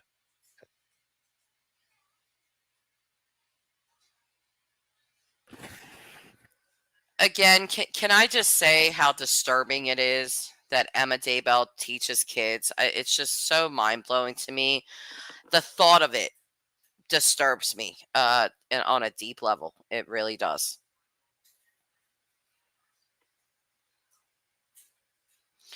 Oh, Glory is here. If I could have just a moment, please. I'm not sure what happened there.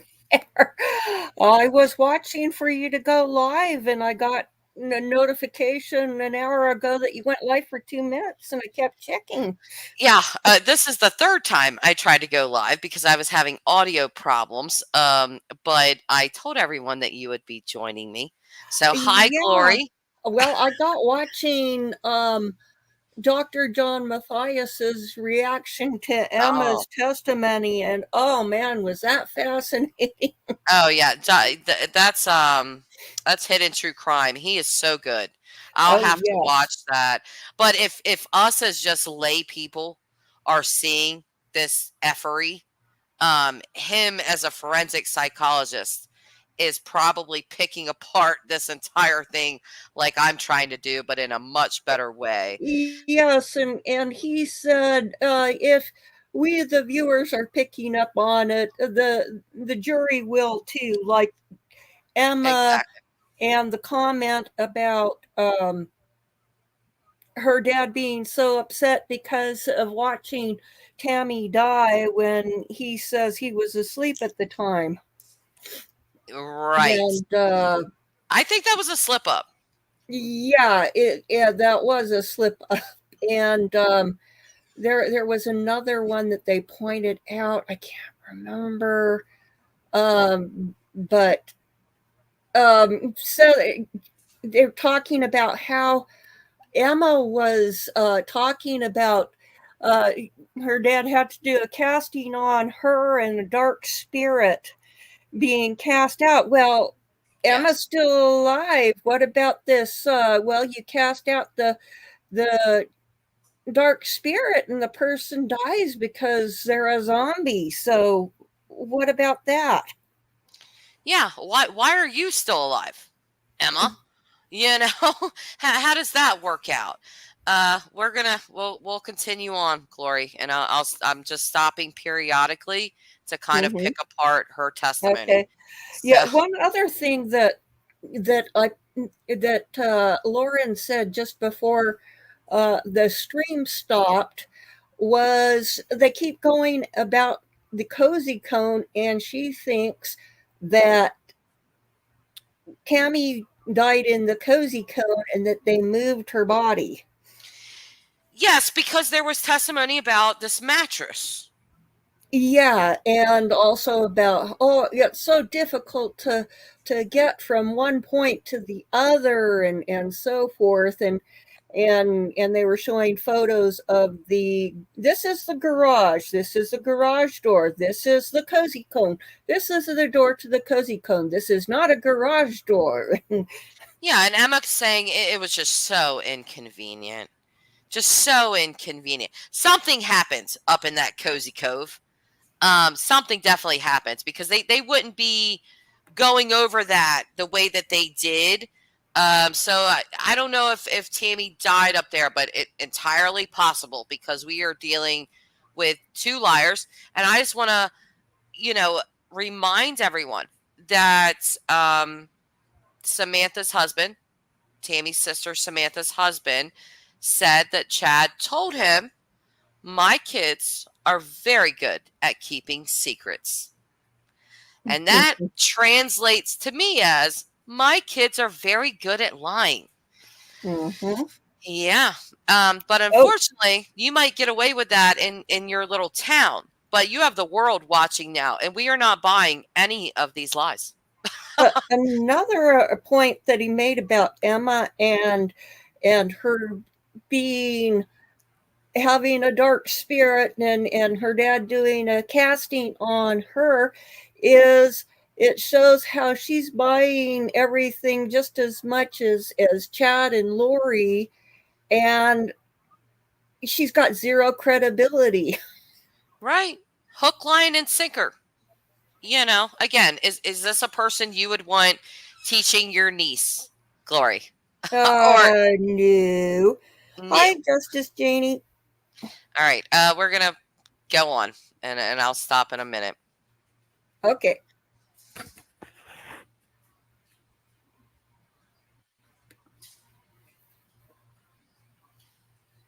Are we on a little break here? I guess we can talk because Did you have an occasion Oh, to meet never with that mind. same Detective Hope at your school? Yes, Do you recall when that was? I only met with him one time. Okay. Do you recall what the nature of that conversation was? The idea was I wanted to ask him what was going on, why he was contacting members of my family. In what regard? He was asking where my dad was, and we gave him my dad's phone number and told him he was in Hawaii, but they said that they had no way of contacting him. That seemed untrue. Because you had previously provided that phone We information? provided contact information, and they said he was in hiding, but we told them where he was And when do you recall telling them where your dad was in Hawaii? at that meeting. Okay. So a suggestion that you felt that the suggestion that they weren't able to locate your dad and that he was somehow running or hiding was inaccurate? Yes, Okay. I want to talk to you about the day that you were present for your dad being arrested. Do you recall that? yes, Do you know the day that was? June 9th. Okay. And on that particular day, we've previously seen some videotape of you approaching your father, and it was an emotional situation. Do you recall that? Yes, I want to talk to you a little bit about how the car was positioned in relation to the property, your father's property. it was parked parallel on the side of the road. What road was that? Do you recall? Okay, Glory. So I think you know, and I know what they're trying to do here. John Pryor wants to make this big to do that Chad, when he looked back, he wasn't looking at them digging up Tylee or JJ. And, so that's why they're going to go into this testimony. But does it really matter if he looked back or not? He knew they were there. He helped put them there. Yeah, and he knew what was there. Right. So we're about to go into the police car footage of Emma and Chad. And I already played this on another live stream that I did, and I entitled that live stream Daybell Kids They Knew, because of that interaction with her and Chad in the back of that cop car. And yeah, so we'll just go on unless you have anything else you want to. Not at the moment. Okay. Paul? 200 north. Okay. So if the car was pointed towards Salem Highway, the nose of it, correct? Yes, And the rear was parked down 200, correct? yes, So it was pulled over on the side of the road. If someone were to look out the right side of the car window, what would you be looking at? the house. If someone were to be looking and turning and looking behind the seat, back towards the trunk or that corner, what would they be looking at? Objection, Your Honor, calls for speculation. Overruled. What would they be looking at? Whatever was behind the car. It wouldn't be by turning around and looking back, you wouldn't be looking at the property, would you? No, Okay. Now, there was an occasion that during this investigation of your father's property, that your father was over at your home that day. Is that correct? yes, And did you have a discussion with your father about what he was intending to do? yes, Did you have an occasion to observe him leave the house? yes, Did he leave the house at that time? And I'm going to use a phrase, flee the scene? Objection, Your Honor, calls for speculation. Sustained. Did you observe your father racing off at a high rate of speed once he left the house? but the speed limit's 50 miles per hour. I saw him drive that speed. Okay, and he left the house and did it appear to you that he was in a hurry? No, Okay. Now you have a recollection of who he was going to see, correct? yes, And who was he going to see? Objection, Your Honor, calls for hearsay. Sustained. Was there a discussion with you being present that he was going to visit a lawyer? yes, Okay, can we just stop there for a second? So Chad's speeding off. I saw it. I watched that live. I don't know if you guys did, but I watched that live. And he did accelerate at a high rate of speed to get away. Oh, I hear your cat. Yeah, she's come in to weigh in on the subject. She's She's very much- objecting. She's very much in agreement. I feel like she's objecting to this whole entire testimony. She knows it's BS. You know, but we cannot have a sidebar right now. I would love to, but we cannot.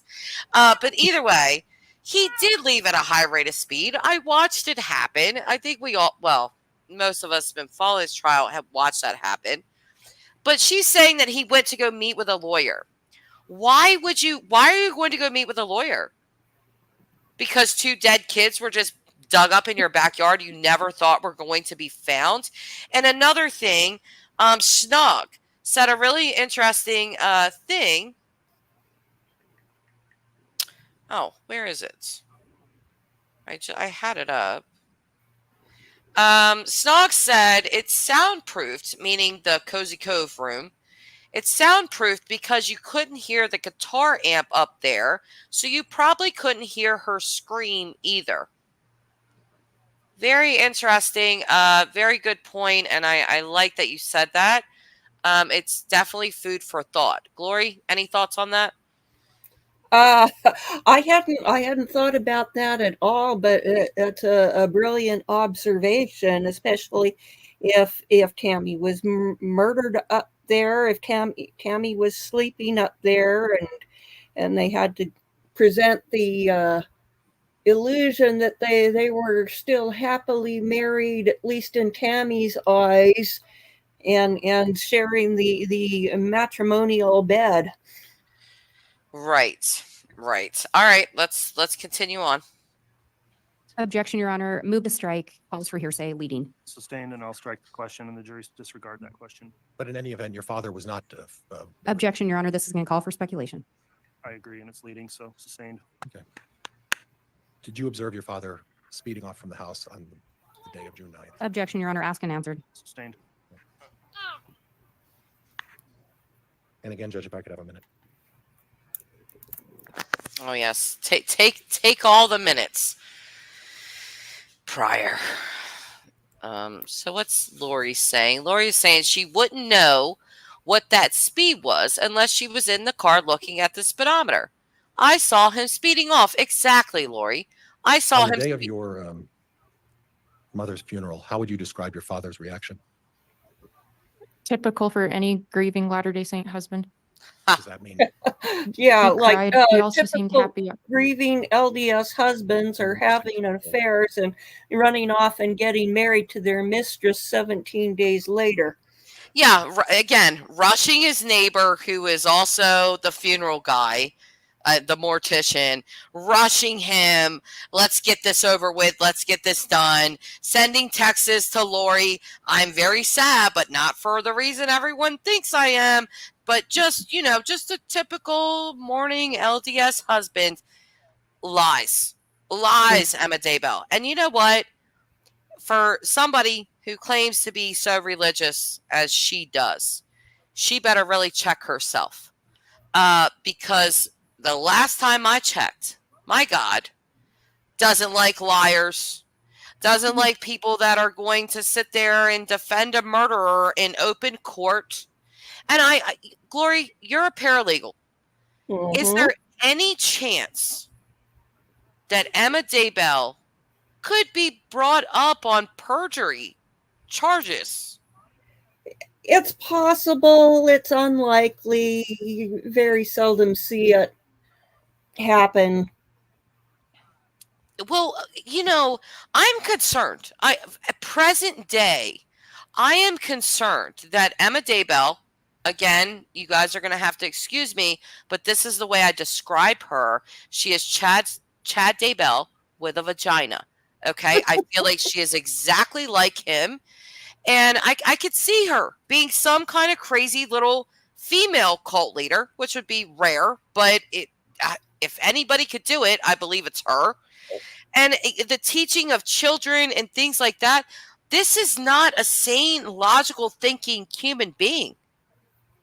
Well, what worries me is that Emma and Garth and these guys seem like they could become the next incarnation of the Errol LeBaron family, who Errol LeBaron was a polygamous cult leader who he thought that he should be the one mighty and strong, and so he wanted to kill his brother, who got the mantle of being the prophet of the polygamous sect down in Mexico.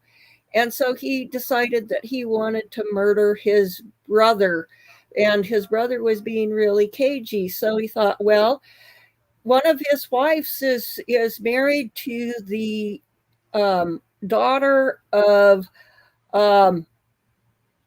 this polygamous leader who was a doctor in Murray, a little bit south of me. And so he got one of his young wives and some of his kids and so forth to go in and shoot and kill that polygamous leader, so that the brother would be lured to the funeral, and then they could try to assassinate him at the funeral.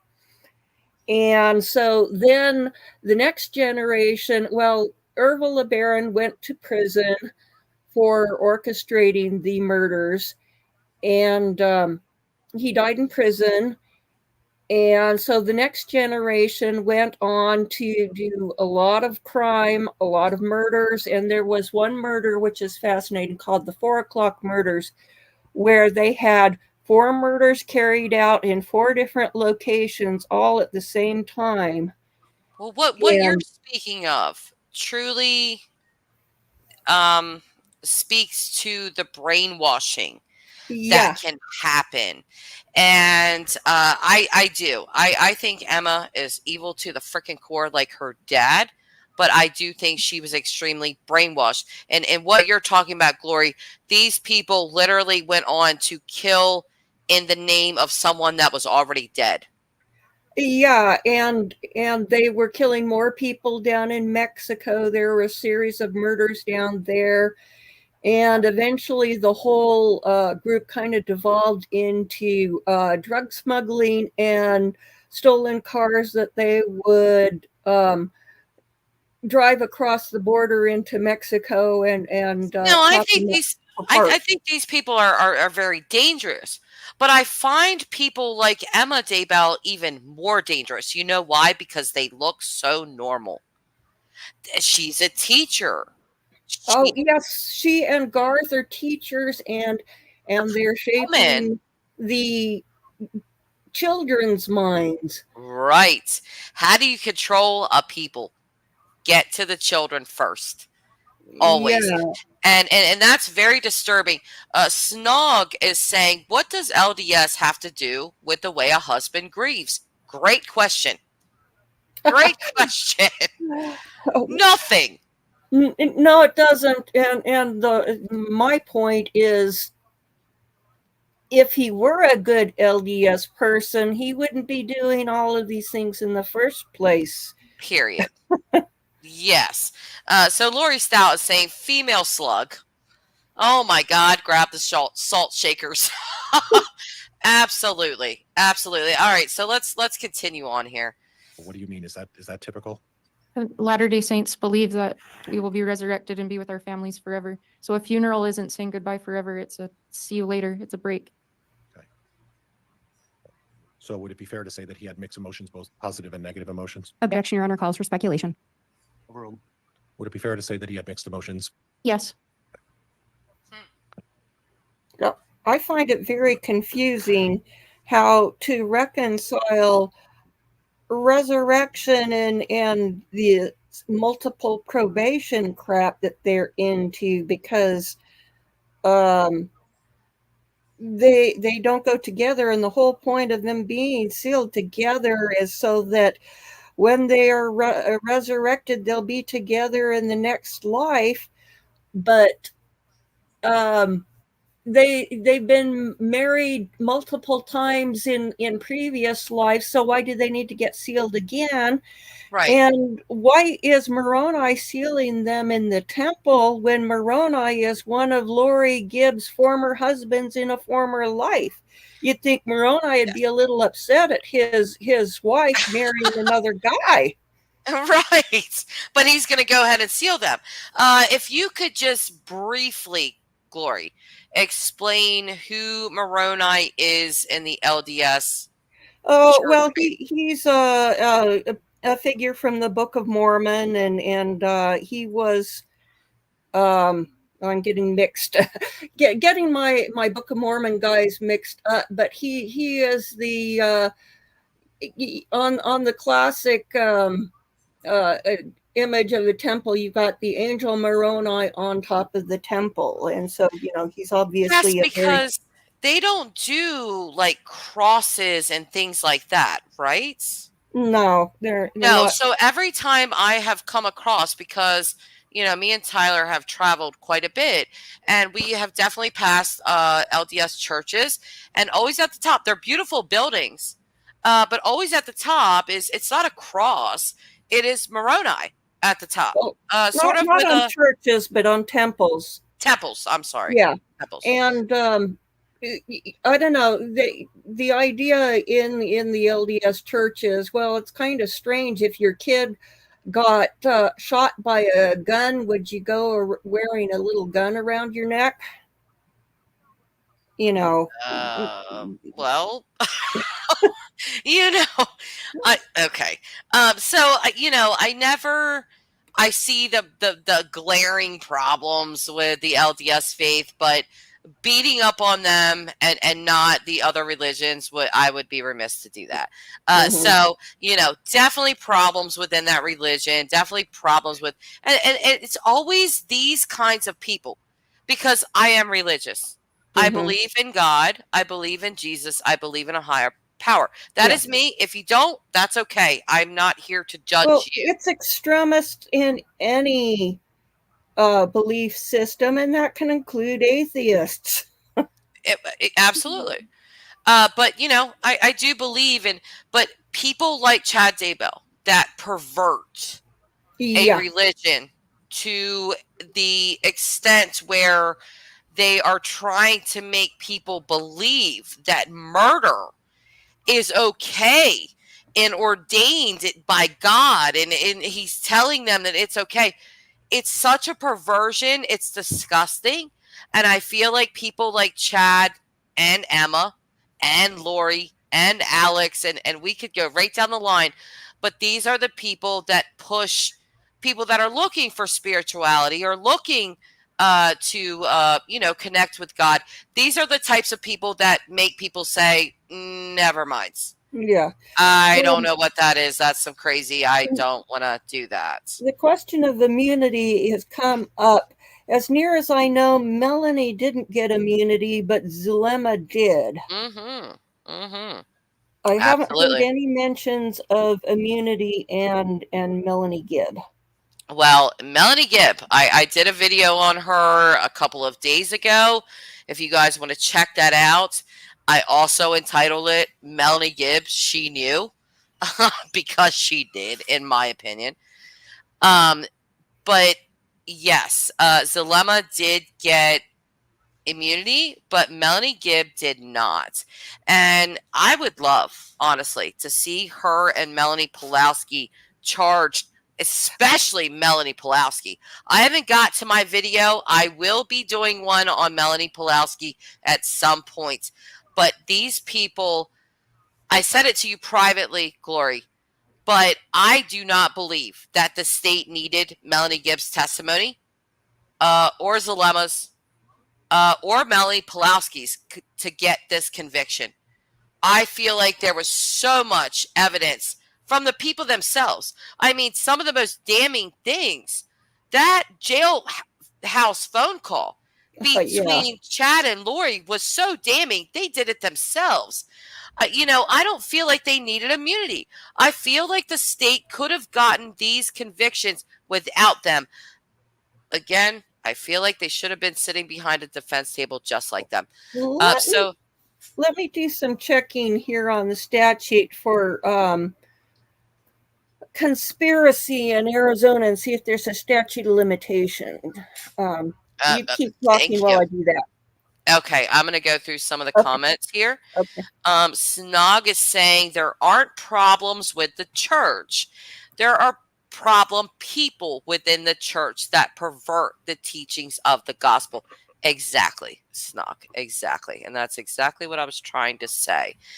So Janelle Delaney is saying, so Melanie Gibb is still subject to prosecution, Charles Vallow case. I hope so, Janelle.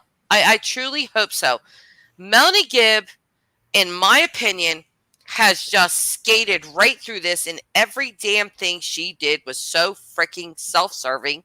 Again, if you want to know why I think that, please go watch my video. I posted, I think it was 2 or 3 days ago. But she was just, even the video, or I'm sorry, the audio recording, where she called up Chad and Lori and started calling Lori core whore and all of these things, and essentially just calling Lori a whore. That recording was crazy self-serving. She was afraid of jail. She wasn't afraid of Lori and Chad. She didn't give a crap about Charles, JJ, or Tylee. She all knew that they were zombies and deemed dark, and she didn't give a crap. The only time she cared was when it came to herself and that the cops were knocking at her door literally and calling her. Then she wanted to go on the offense and say, oh, okay, I'm in trouble here. Let me call them up, because they didn't ask her to do that. She did that on her own. She called them up and recorded that and decided to go at them.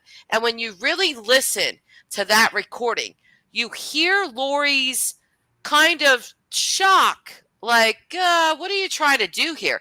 And then she openly asks Melanie, are you like setting me up or something? Like, what are you doing? And then she tells Melanie, if I go down, you're going down because you know everything as well. And I don't believe Lori was lying about that. I believe that she was saying to her, we go down, you're going down because you've been a part and been aware and know all the things that we know.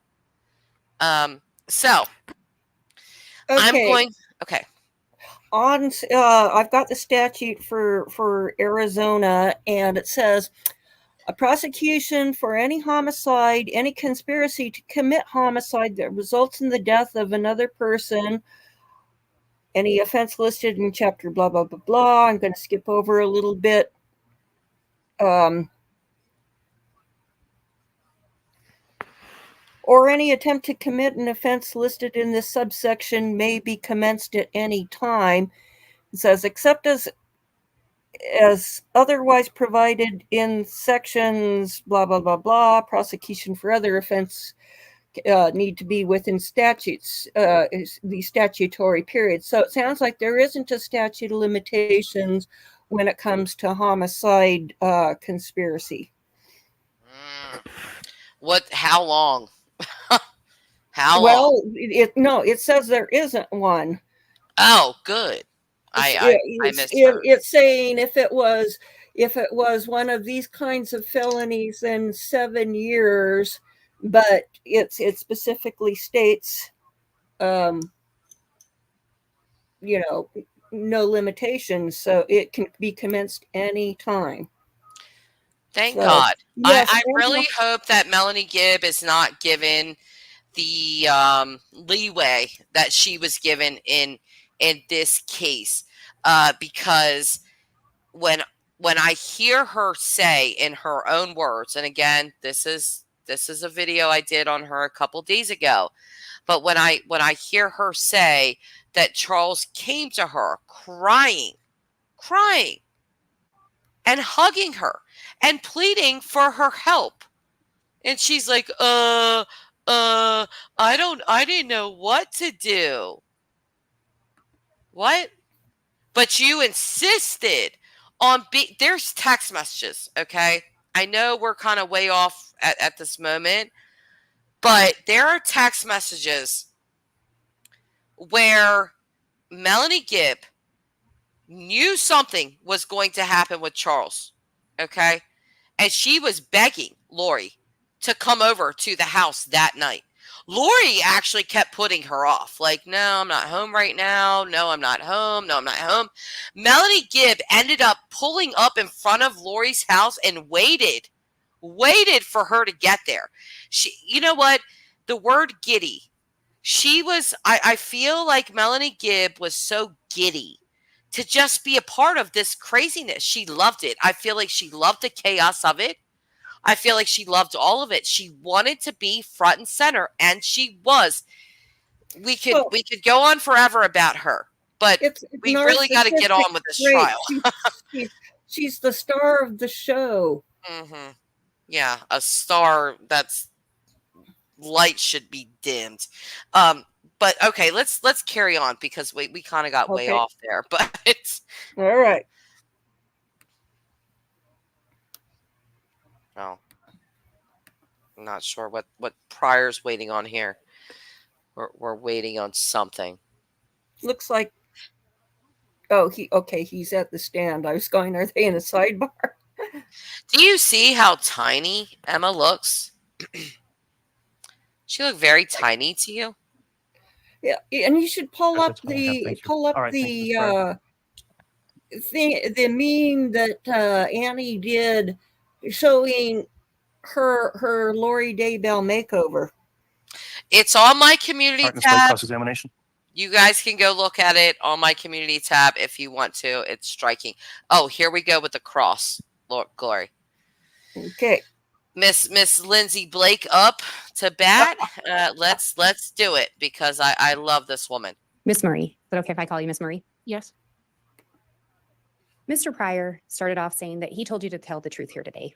Do you recall that? Yes. And you said you'd met with Mr. Pryor maybe 3 times? That I recall. You've been talking with your dad almost daily over the last several years, correct? Can we just stop? And I'm not going to make this long. You've been talking with your dad daily for these last 4 years. Don't tell me that this woman doesn't know anything. Okay. Well, and that she didn't discuss what to say with her dad.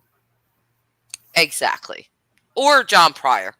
John Pryor is lying his ass off here as well.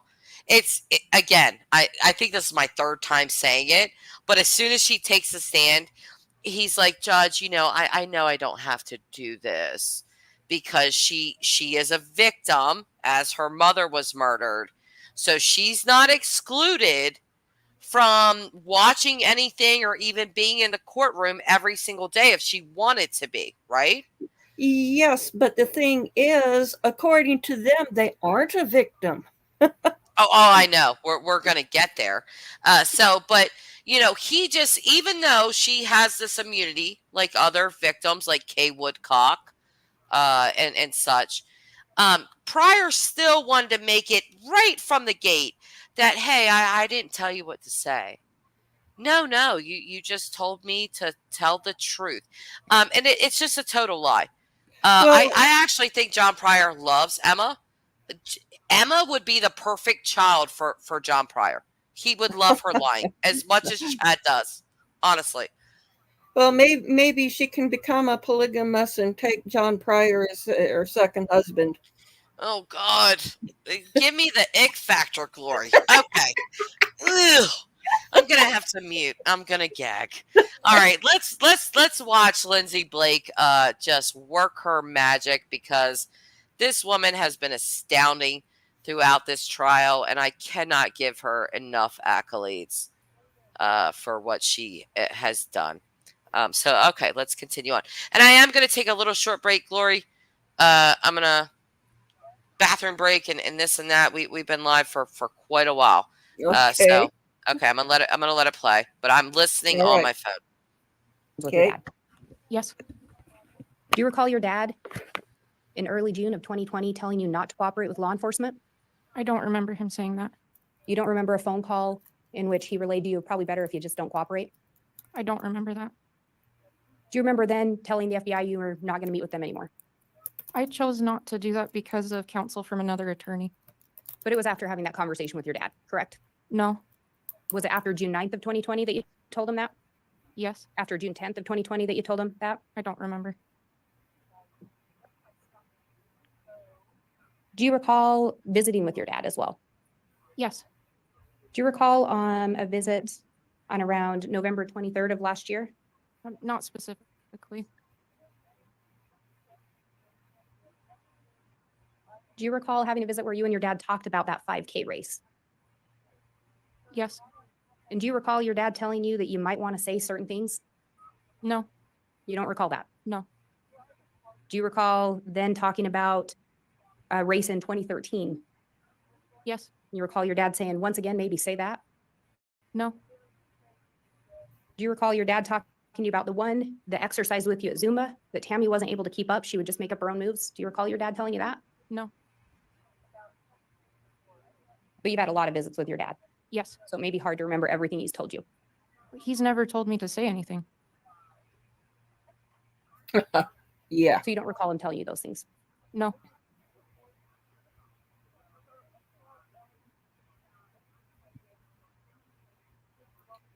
You talked about you were worried about your mom's health, yes, but your mom went to a doctor, right? She'd been there for a wrist recently.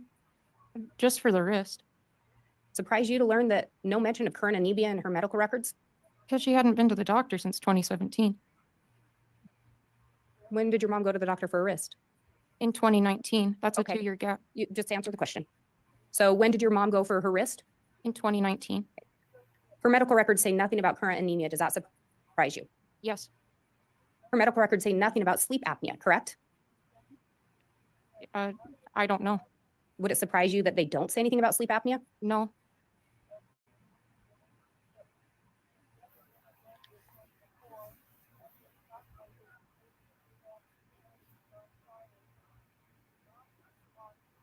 Talked about your mom going to bed early. Again, what time did you say she'd go to bed? it varied depending on the day, but 5, 6, 7 o'clock, Were you over at the residence when she'd go to bed? usually, Did you go in and visit with her? if she was awake. Would you go watch her while she was in bed? No, So you don't know what she did when she went to bed. Fair to say? fair. So you don't know what she would do with the Fitbit when she went to bed, right? I watched her do it several times. Several times. You didn't watch her nightly go to bed. I did not. You say your mom went to bed that early, 6, 7 at the latest. Is that your recollection? On some night, She probably stayed up later. How much later? I don't know. Because you weren't there, right? Correct. So surprised you to learn that on October 18th, there was activity on her phone at 10:22 p.m. No, That's a lot later than 7. she had been sick that night. I stay up later when I'm sick and I've just thrown up as well. Were you there that night? No, Did you see her throw up? no, So you don't know. nope, You only know what you were told. yes,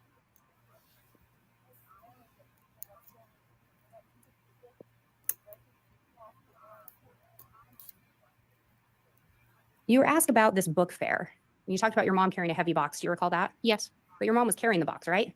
yes, So she was able to carry a box, barely, but she was doing it, correct? yes, You were asked about who drives the Dodge Dakota. Do you recall that question? yes. Any reason why your husband would have referred to the truck keys as your mother's? They had 2 sets. And the set that my husband used was my mom's. Any reason why he would have to get those keys from your mom? Yes, Why was that? he wanted to borrow the truck to work potato harvest, and she was the closest of my 2 parents to him. So they both had keys to it, Yes, both access it, yes, both could drive it. yes,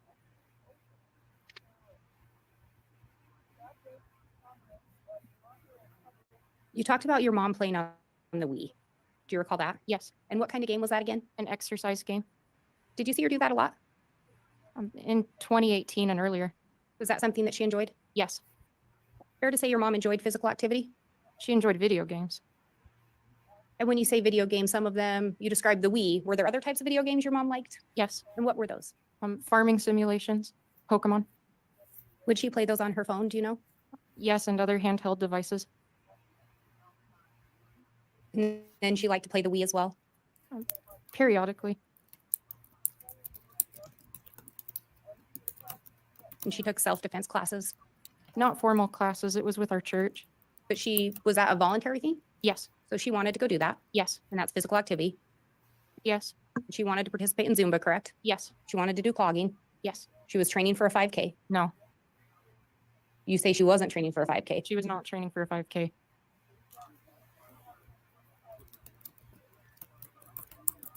Would it surprise you that other people said she was? No, We talked earlier a little bit. You weren't privy to all your mom and dad's communications, right? no, You weren't privy to all your mom's conversations that she'd have with people, correct? correct. So at school, she may have conversations when you weren't around, right? Yes, She may tell people things that you have no idea she told them, right? yes,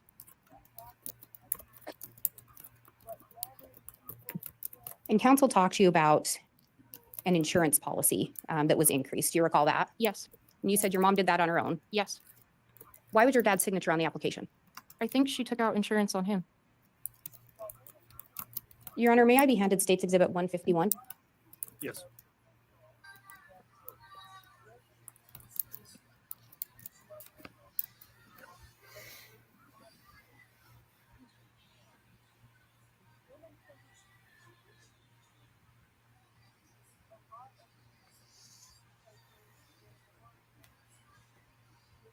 I gotta stop here because that testimony irked my soul once again.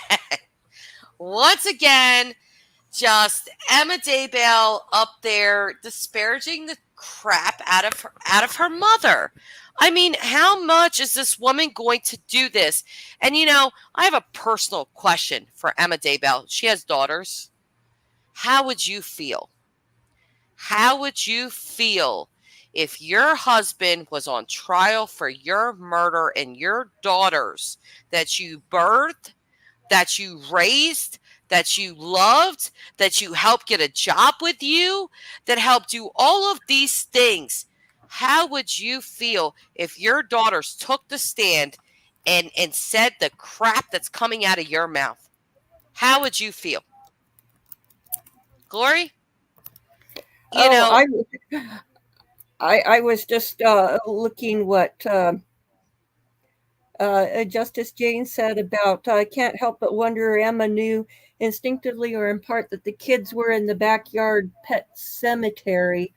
And I was just thinking, I don't think it would bother her because she lives in the house now.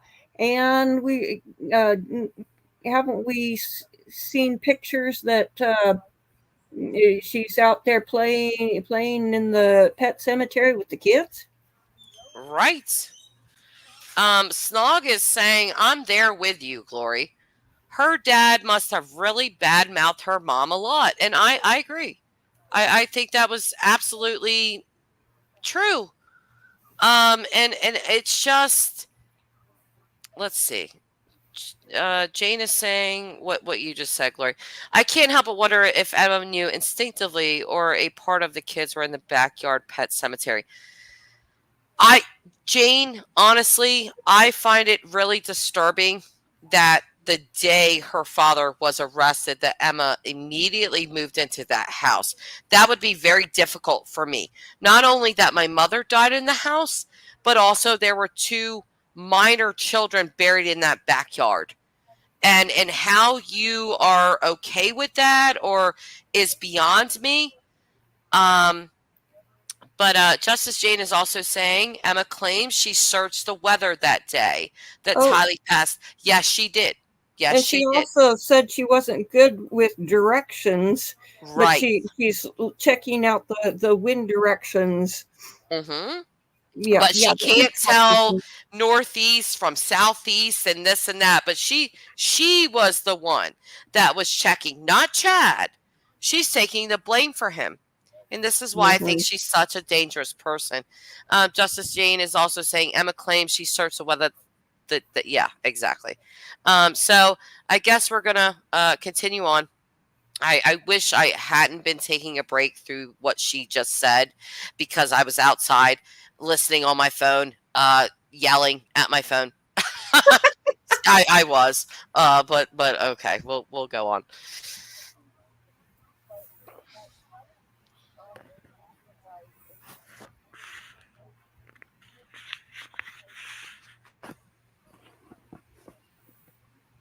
I was actually hoping to hear some from some jailhouse phone calls because Emma Your has. Honor, may I ask that the witness be shown this exhibit? You may It would be great if we had some jailhouse phone calls. retrieve that. And I don't know if I council needs wonder, to see do this they as well. have live visits in Idaho? there? Because I know that here in Utah, you don't get live visits with prisoners in the county jail system. You used to have you'd sit in front of the plastic wall Window. and you speak through the phone so that it's recorded on both sides. But they stopped It's doing even that with technology. COVID.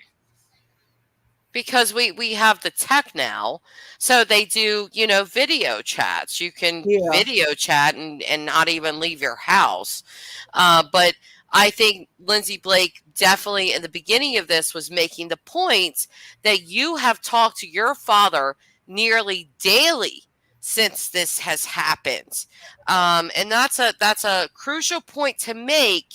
Because Emma Daybell sitting here acting like I have no idea what's going on the property that I grew up on and live on. I have no idea about this and that bullshit. Sorry for my language, but just I have to call BS.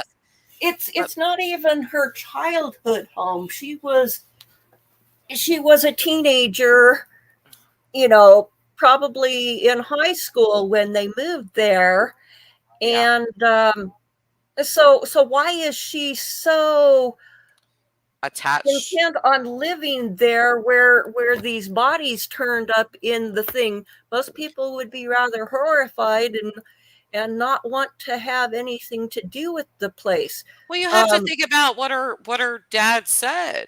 Her dad was telling everyone, you got to move to Rexburg. This is the place. This is the whole place. And I don't even know how old Emma was when they moved there because Emma's the older sister between the 2 sisters, her and Leah. And Leah, according to Heather Daybell, was in her senior year of high school. So to me, Emma had already graduated high school when they moved there. So again, the attachment is strange, but I think it's her father's teachings. It sounded like something they said in earlier in the testimony that she was fairly young when her mother died, like 23 or something. She only had the one kid, and this is and she's been married for 6 years. They said in court today, and so it's been 5 years, Oh. since people started dropping dead.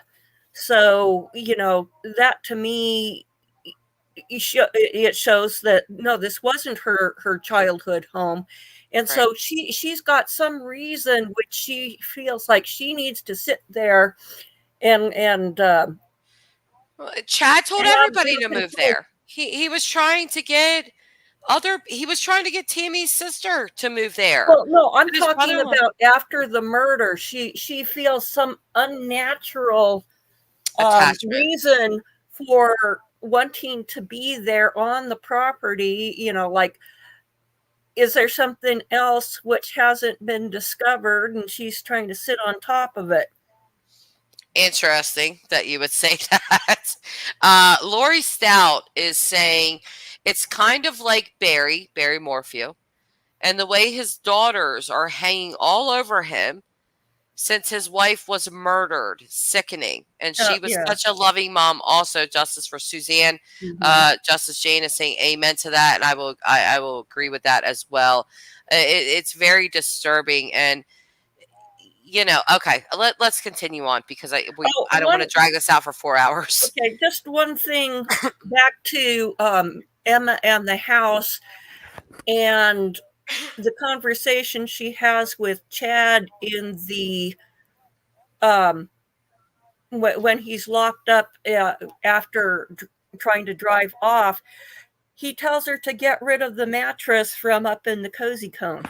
Bingo. Why is he so? Yeah, I mean, of all the things to talk about, finances, accounts, mortgage, etc. Get rid of that mattress. Yeah, get rid of that mattress. So is that because there's evidence, like when you commit when somebody dies, their bodily functions let go because Yes. you don't have bladder control when you're dead. Right. And so, get rid of the mattress because there might be some DNA evidence on it. Potentially Alex's. Yeah, and Yeah. so, get rid of the mattress because they haven't taken that away as evidence. So get rid of it before they think to do it, because they Right. think the murder happened down in the bedroom. Whereas if it was in the cozy cone, they aren't looking for that mattress. Right. Right. That's why Snogg's Okay. comment really kind of opened my mind up to some other thoughts that were like, whoa, wait a minute, because that mattress being removed, when I watched it, I thought very strange in the back of a cop car to mention that. Justice Jane says maybe they had Ty Lee on the mattress. And that's an interesting thought. That is a very interesting thought. So that could well be it, because I think that Chad had some sick ritual where he assaulted her as part of driving out the demon. Yes, because if we can just go into something else here. Somebody asked, I think it was Justice Jane, but has anybody read, Chad's books? I have not personally read the books, but there are YouTubers that are not into true crime, but that have critiqued his books. And listening to those books being read aloud is shocking. It's just shocking. Because some of the things that he says in those books is, where was I going with this? I'm looking at the comments. Comments are always distracting sometimes. But yes, his books are something to think about, because the Aaron for Emma, that is a book title. That is something that Chad wrote. And in his autobiography, Chad wrote an autobiography. I guess Well, and it's thought his bad. life was, it's very bad. But you know, I guess he thought his life so interesting that he needed to have an autobiography. But in that, there's something interesting that he says. And he says that he is not a creative person. And he's not a and he admits this. He says this in his book, that he's not a creative person that is able to create a character, develop the character such and such and such. That the way that he writes is he takes people that he really knows in real life, and he makes those the characters of his book. So for his book, Aaron for Emma, he describes, he puts both of his daughters in this book, Emma, clearly, and Leah. And he describes Leah's body. And he talks about her shape and what she looked like, and very hyper focused on her looks. Something that you said, Glory, was that Chad told Lori that in a past life she was his daughter. Extremely disturbing. Were you looking at your daughters this way, Chad? Why would a woman that you were very clearly sexually attracted to, so much so that you were willing to kill your wife of 3 decades over to be with her hot and loaded self, you know, so obsessed, but you would tell her that she was your daughter in a Well, past life? let's also look at the James and Elena story and how Loin fire. Jesus told him that after he was called to be Bishop of Jerusalem, that he needed to marry his niece niece Elena. So he obviously, and that they had so many, you know, perfect moments and so forth of their time together. So he obviously mixes up intimacy with near relations in his fantasy to go there in the first place, to put a niece who is a near relation as his romantic partner. So Yeah, I it's think close. yes, I fully believe that as well. You know, using And your now, own daughter's name and then describing her body and things like that, and then telling Lori that she was your daughter in a past life. What kind of implications are you making there? And yeah, then as we sit here and look at this trial, here is Emma Daybell sitting on the stands with blonde hair, just like Lori. And it's of my opinion that Emma Daybell didn't want to end up like her mother. I believe she's watched everything. I do. No matter what she says, I believe she's watched it all. And, you know, her dad basically saying to his brother-in-law, Samantha's husband, that his sexual life with Tammy was very vanilla. And basically, you know, you can read into that as just uninteresting, very vanilla missionary position, if you will. And so lights then you off, have lights right, off missionary position. right, exactly. And then you have somebody like Lori that comes in, and you know, Melody She Gibbs swings from said the it. chandeliers. Right. High libido. Melody Gibb did say it. Oh, we know that you got carnal desires, honey. And And I believe that, so Chad was a lot about sex here. And so I think that Emma has, my personal speculation, I think Emma has seen all of this and is like, you know what? I don't want my husband to do that to me. Let me look hot and loaded like Lori. And here she is again on the stand, blonde hair, looking just like her stepmommy. So I am going to continue on, Glory, because again, Okay. we might be here Sure. for 17 hours if we stop everything. Okay. But this testimony today was just, insane. Yeah. And Miss Murray, if you can just look that over.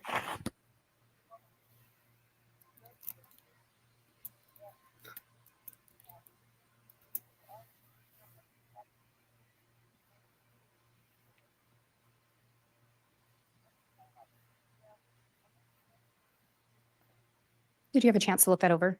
Yes, Do you see on the back page whose signatures were there? yes. And whose are those? It says employee signature, Tamara M. Daybell. Spouse's signature of applying for coverage, Chad G. Daybell. And do you see dates by those? 9/8/19. Is it the same date on both signatures? Yes, And can you see that that's only insurance for your mother? yes. This was a good point. Your Honor, Yeah. may I be handed that exhibit? Yes, I'll have the bailiff retrieve that, please. And permission to publish from the Elmo. You may publish.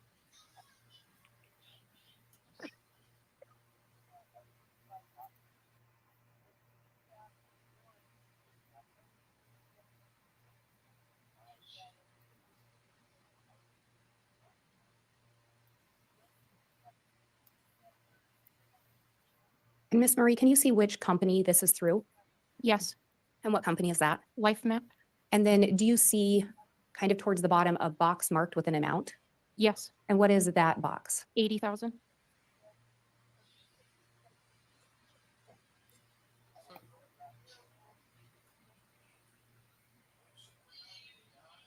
And then is this back page the page you were just looking at? Yes.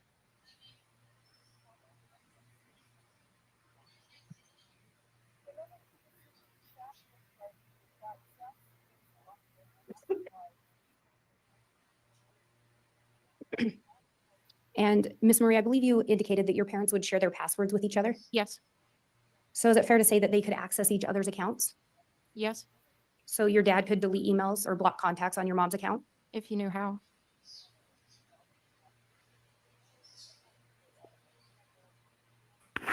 If he knew how. So clearly, Tammy, didn't feel a need to hide passwords or anything like that. She wasn't the one having an affair or need to hide anything. So she clearly kept her things open. I've always wondered if Tammy did get that email from Charles Vallow. Oh, that was a key thing that was said today was Yes. how Chad could get onto the computer and that Tammy was logged into her things and so and saved her passwords so Chad could go in there easily and delete emails Right. before Tammy ever saw them.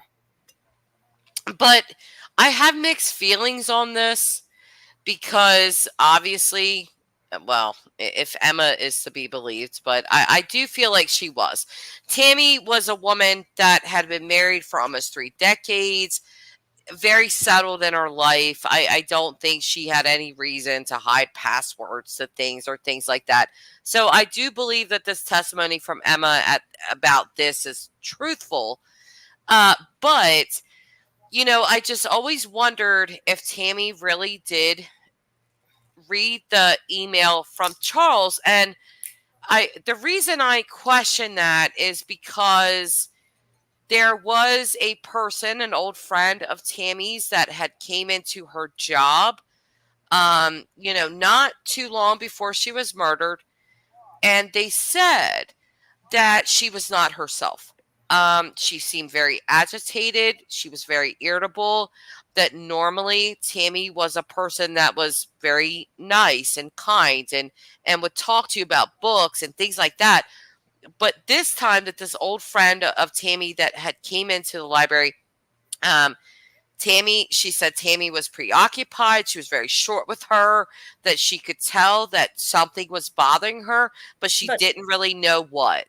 But could it have been because Chad asked her to accept Lori as a polygamous wife? Yes. I mean, that is very plausible in this, Glory. I believe. And when she wouldn't, then that was, well, she's got to go because my hot babe here is getting rather impatient, and she might dump me. Yeah. And I think Lori herself said to Melanie Gibb that, oh yeah, well, she started suspecting us of having an affair, and she turned dark, and she was asking a lot of questions, basically. So I do think that Tammy, right towards the end, was aware of something not right. Well, she may have suspected and hadn't articulated it, or Chad, maybe she saw the email. Maybe Chad asked her about polygamy. Maybe she confronted Chad after seeing the email. Unfortunately, we'll never know. Yeah, true. All right, so we'll continue.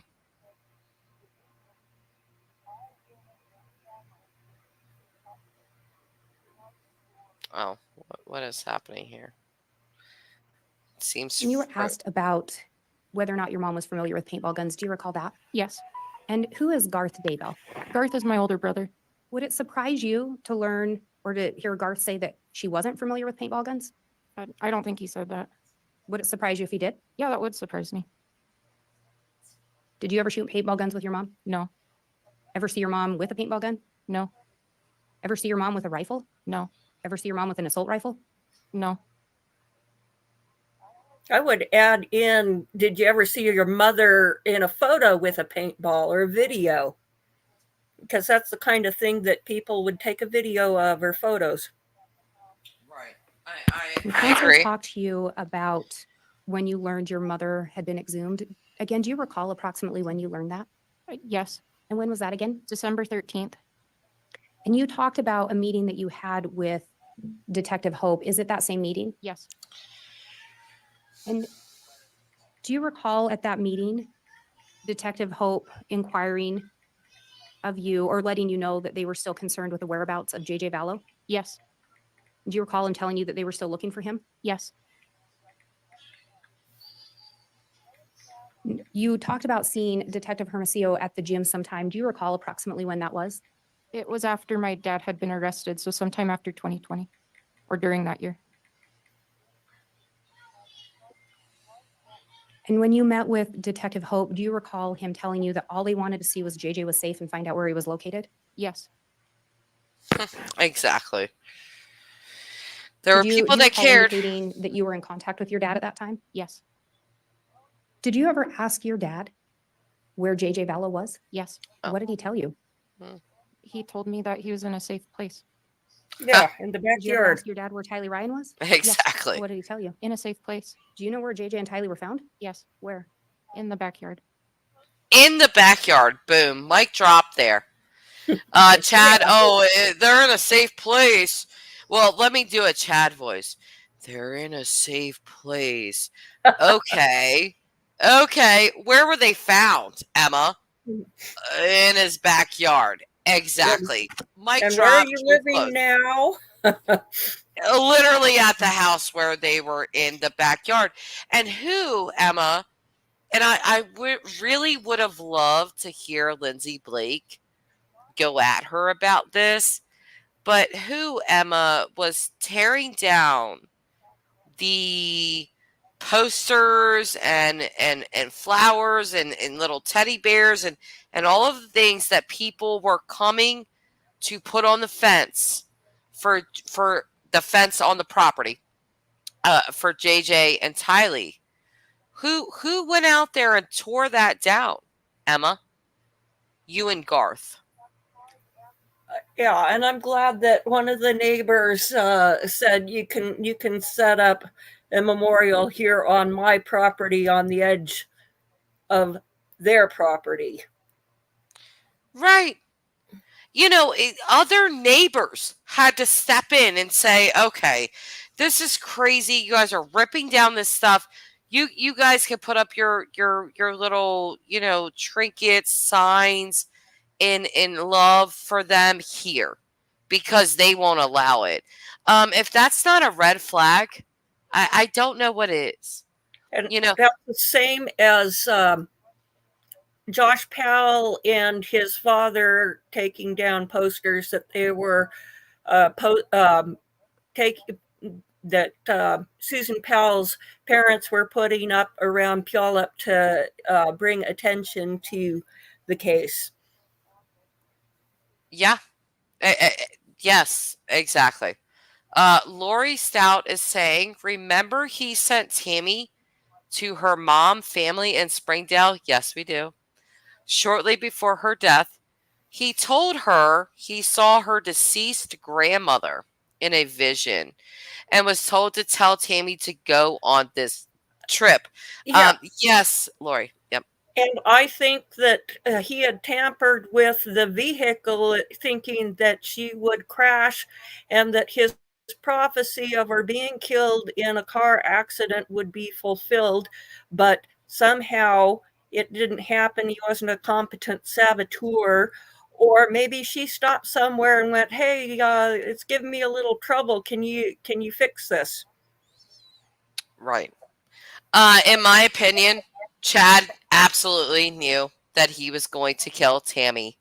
And he sent her one last time by herself to see her family. And that was going to be the end. And Samantha, her sister, testified that it was very unusual for Tammy to travel alone. She simply did not like doing that. I don't either. Well, As a woman, I just don't like doing that. But for her to come alone was very strange. But she did it again. In my opinion, Chad knew he was going to kill her. And if he had sabotaged the vehicle, he wouldn't want the kids with her, and he wouldn't want to be in it either.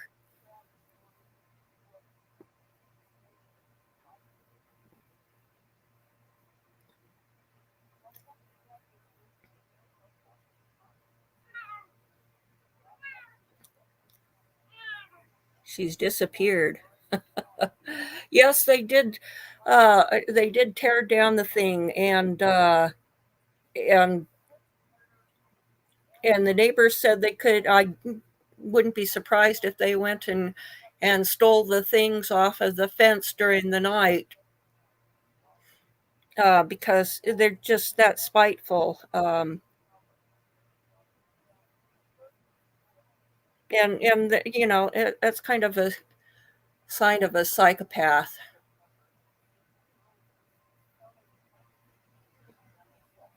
Jess, where did you go? Yeah. You should have seen the tweets on Twitter while she was on the stand. They were just, you know, nobody could believe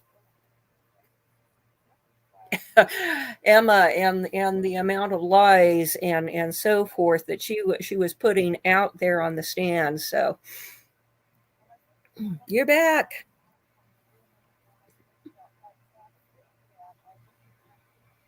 Of whose property? Of my dad's property.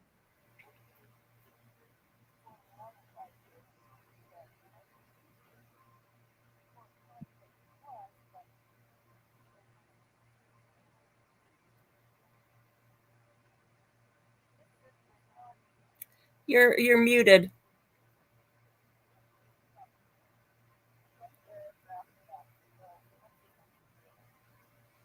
Didn't realize I was muted. Sorry. But can I just say this? No matter what is said, no matter what is done, there is no getting around Chad, the cad Daybell, with 2 buried kids in his backyard. Explain that. You cannot. You cannot. Emma could say all the things. People could say all the things. These children were buried in his backyard, and a narcissist's need for control. You know, Emma's like, well, she said in the 2020 interview, well, I don't think that he would have buried kids in his backyard. A narcissist would. Why? Because they love control. Yes, and That's they the like to gloat too, and so they can right. gloat every time they look out the window and see the spot. Now it says, I think for every question Miss Blake asks, she already knows the answer to, and was just proving Emma was lying. Yes, it's a maxim of in law school: never ask a question if you don't already know the answer. Absolutely an old how do I pronounce it, Glory? Adage? Adage? Adage. Adage? Absolutely an old adage for lawyers. Never ask a question that you do not know the answer to. Lori Stout, I'm gonna put this up. Love Heather, the pot stirrer. Absolutely, for Yeah, sure. she's a hero. She is definitely a hero. So let's try to get through the end of this. Okay. We're coming to a close. So here we go.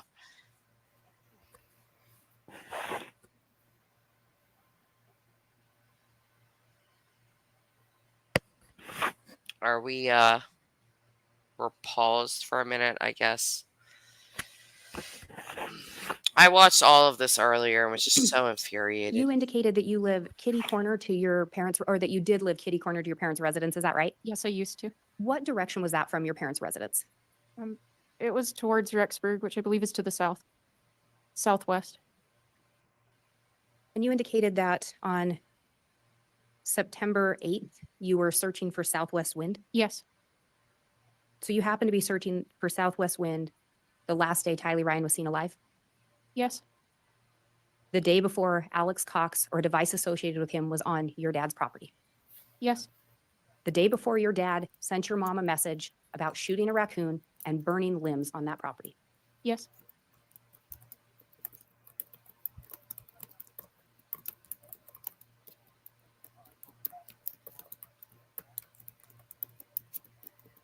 We talked about your dad, some of the things that he would teach you, including light and dark. Do you recall that? yes, Have you tried to discern light and dark? yes, Did your dad ever teach you about zombies? no, Did he ever teach you about castings? yes, And I think you talked about your mom doing something like that. yes, Is that correct? yes. Would you qualify that as a casting? What my mother would do? Yes. Yes, And you said that it helped you. yes, Are you still alive? yes,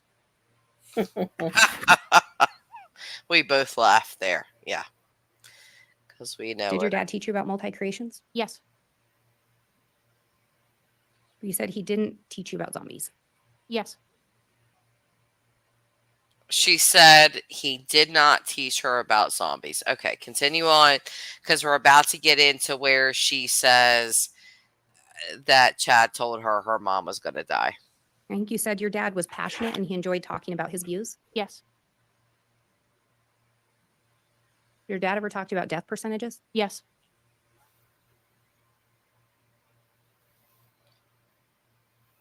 Your dad ever talked to you about people being close to death? yes. Who, Emma? Do you recall any specific people your dad talked to about being close to death? Yes. And who was that? Well, my mom was one of the people. Well, my mom was one of the people. My mom was one of the people. Again, she knew. Her dad, Chad Daybell, had talked to her about this. She was aware.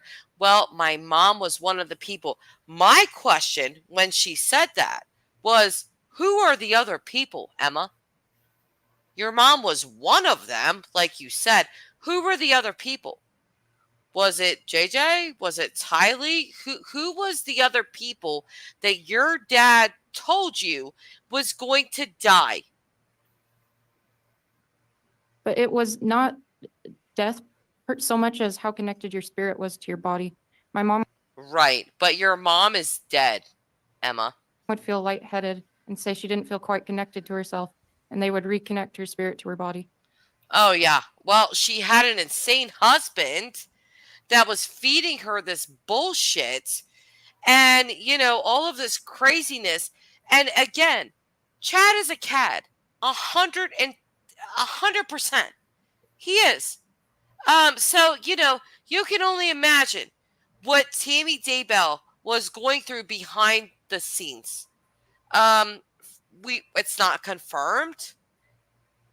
Extremely alleged that Chad had a long-term affair with Julie Rowe. I'm inclined to believe that, but it is alleged and not confirmed. But yes, I would imagine that Tammy would feel that way. But we'll continue. When your dad would talk to you about castings, did he explain to you anything about the body having to die? No, Explain anything to you about the body having to be destroyed? no, And again, didn't talk to you about zombies. no. Well, just for clarification, Chad told Lori that Tammy was invaded by a demon named Viola. What and if for anybody that ever listens, if their name is Viola, I will apologize in advance.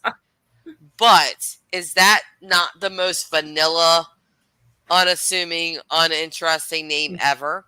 This is my great Viola. grandmother's name. Apologize in advance, No, Lori. well, she lived in a different age. She died in 1948. So, I believe everything we is, saw her that way. everything is probably really vanilla compared to Vanilla, what it is old, now. not exciting, uninspiring, not any of that. But Lori, hot and loaded, 5'6", 120 pounds, woo, woo, woo, And with swinging a from high libido. All right. yeah, we she continue. had learned from all of her former husbands how to please them. Yeah, she had 5 of them. Were you privy to all your dad's conversations with people? No, But your dad liked to share his views, correct? Your dad ever talked to you about Alex Cox? no, Did your dad ever talk to you about Lori Vallow before your mom passed away? no, So you don't know what he talked to Lori and Alex about. I don't.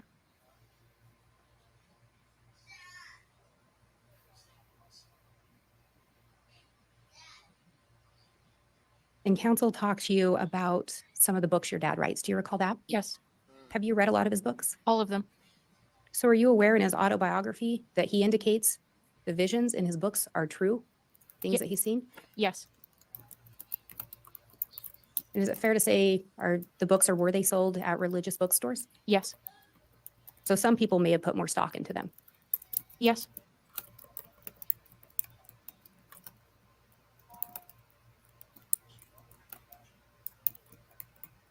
And you, counsel talked to you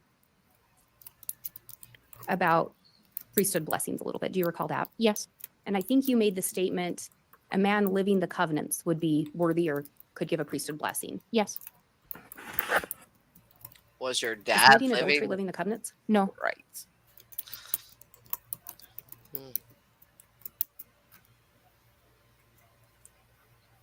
When did you learn that your dad was having an affair with Lori Vallow? after he was arrested.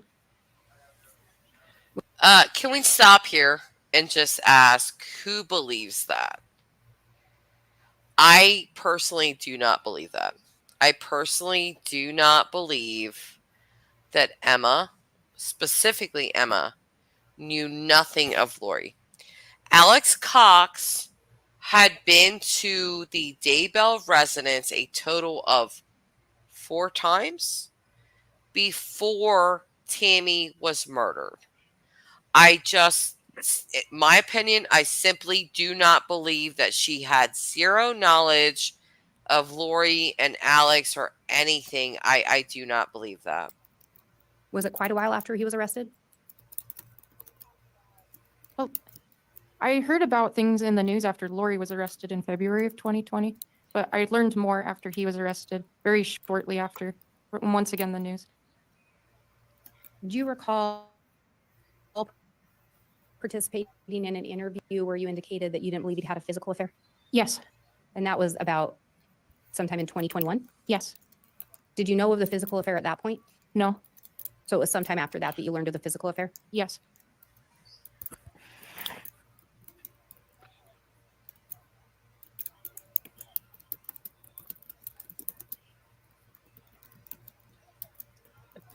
Great question, Gloria. And then I do want to talk to you a little bit about the day that your mom passed away.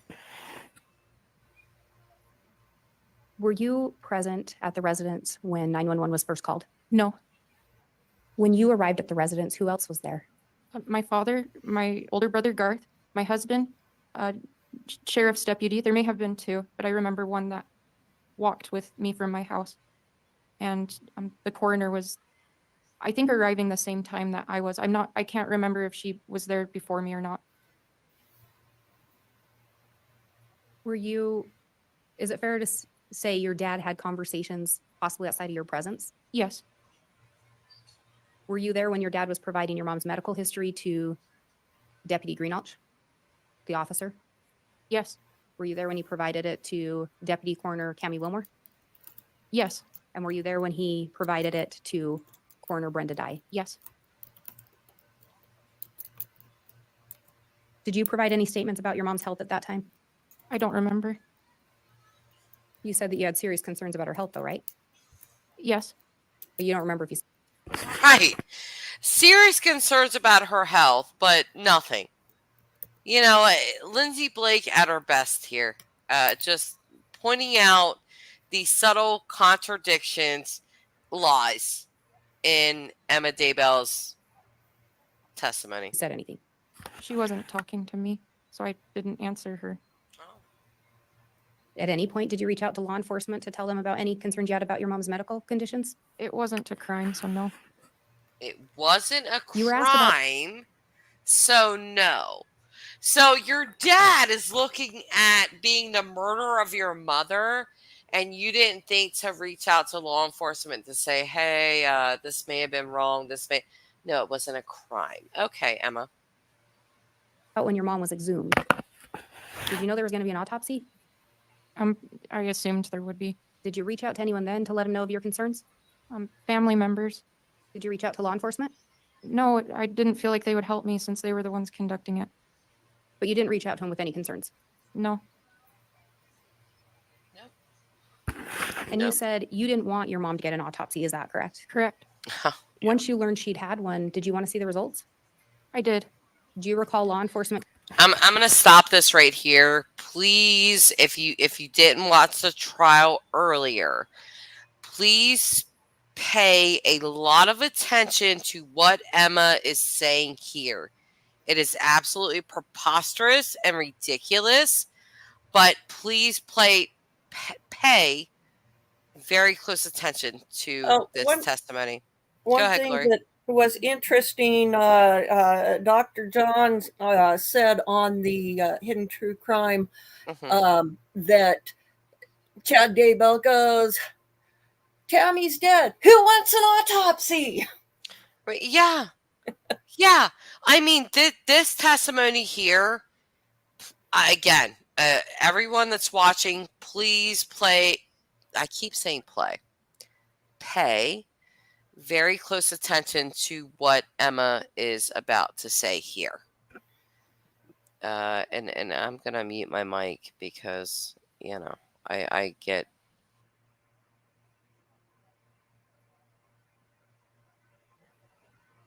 Coming to meet with you and you telling him, nope, I don't want to know? I didn't say that. Do you recall telling him you didn't want to know? I don't recall that, so no. Do you recall not being willing to have them share with you the results of the autopsy? Judge asked and answered it just in a variety of different ways. Overruled. Do you recall indicating you did not want to sit down or that you were unwilling to sit down and have them share the autopsy results with you? But no, You don't recall that. that's not what I said.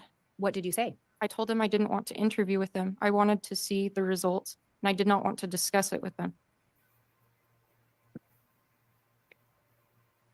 And do you recall them indicating you wouldn't have to do an interview? They were just going to share the results with you. They never said that.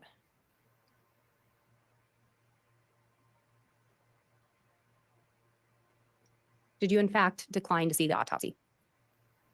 No, they never offered to let me see it without interviewing with them.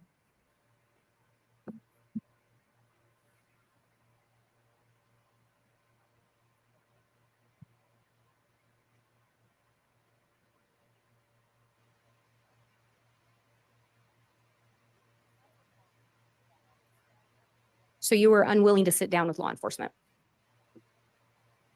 In that instance, yes.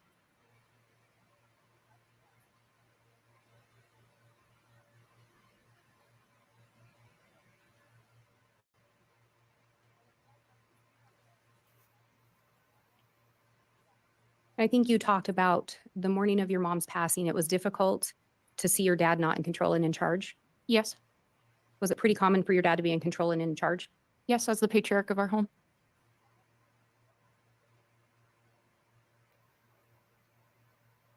And you were asked about how your dad seemed when your mom passed away. Do you recall that? Yes.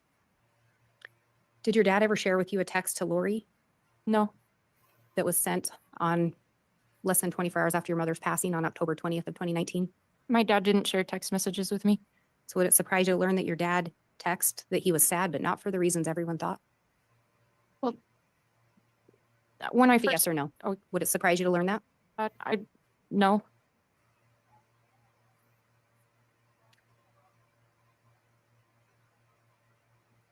And counsel talked to you about the events of June 9th of 2020. Do you recall that?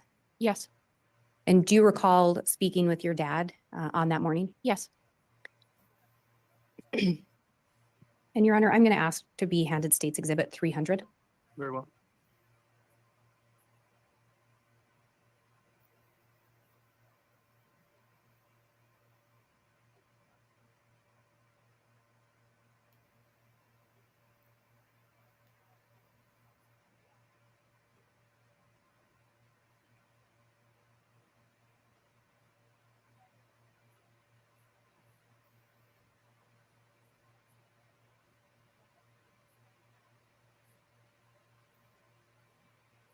Okay.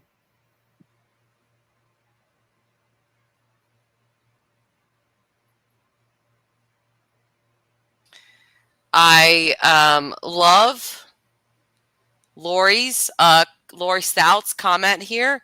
Good thing her nose isn't made out of wood.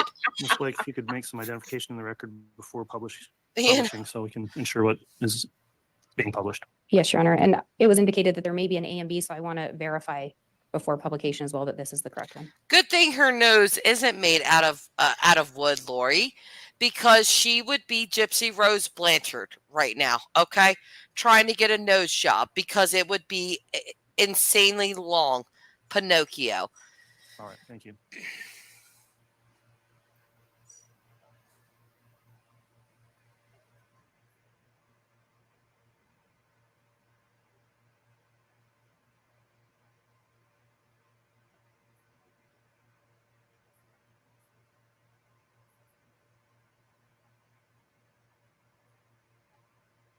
We're having a little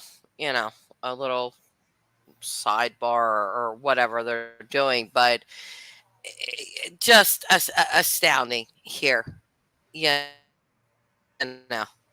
So, Grandma is saying, liar, liar, pants on fire. Exactly. Snog is saying, boy, she hates her mom. Exactly. Quote, Oh. would you be surprised if your father sent a text Sorry if I message may to have just a Lori moment. saying, quote, I'm sad, but not for the reason you think? Emma answers no. Right. How would you answer no to that? How? How would you answer no to that? She's lying. Gloria, you could speak because I think we're on the prosecution is trying to get their shit together at this moment. But Oh, I'm just kind of dumbfounded. yeah, it is. I mean, this testimony anchored me so much today. I thought to myself, And Your Honor, this is 300A. It is the body cam video from Detective Wheeler that was previously admitted. okay, Thank so you. we've seen And I would this, ask but permission to publish from approximately 1 hour, 2 minutes, 44 seconds. if you didn't see this or didn't watch my last video, we're gonna watch it again. Janelle is saying, Grandma, true, but she didn't want to know the truth. Then she might have a tiny little thought that her father was not God after all, but rather the person who murdered her mother. Thank you, Janelle. Bingo. Grandma, that's rough. Choosing to live in a fantasy, just like her dad and Lori? Yes, Grandma. Janelle is saying Emma needs to be reprogrammed. I would agree with that. Probably intense therapy. Man, at her age, I don't know how much that would work, but I never think it's too late for Just another moment. therapy. So It just made me think of a psychologist I saw when I was a patient at the pain clinic years ago. And on work she would do outside of the clinic, she worked with Tapestry of Polygamy to help deprogram people getting out of polygamy. And I was just wondering whether I might be able to track her down If and you'd like to take a stand up. maybe Not do leave, a but- live stream on it. yeah, That would be fascinating. yeah, absolutely. I agree. Well, is this the end? She's standing up looking like her new stepmommy, Lori, with her Mhm. blonde hair and her nonsense. And somebody pointed out earlier that Chad was, very much staring at her, looking at her. We don't see Chad do a lot of things. We don't see him move a lot. We don't see him blink a lot. We don't see him do a lot of those things. But for Emma, for a narcissist point of view, oh, this is a poor person that's on my side. She's going to say all the things.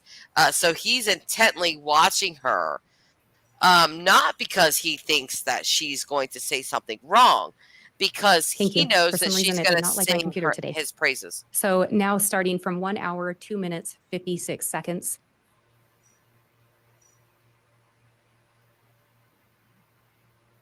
Exactly, Snog. I pointed that out in my last video. She was very willing to deny or lie to her husband. So you just stay here with them. Okay. I've got 3 kids now. Yeah. They said I could talk with you and I didn't want you to be alone. I love you so much.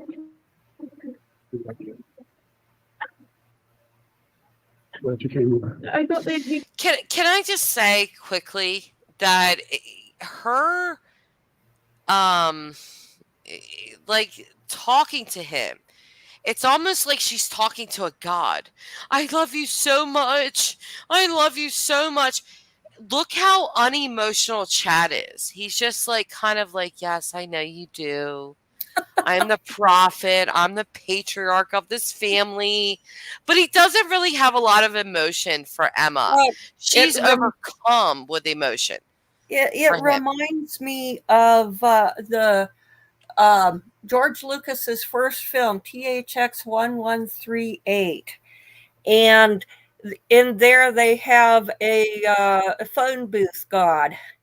And you get pre-recorded messages from God, and the people go in there to confess their concerns and their sins and so forth. And telephone God says, yes,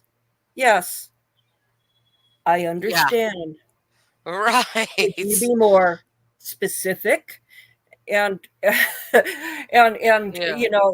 that's Chad, the pre-recorded unemotional telephone god.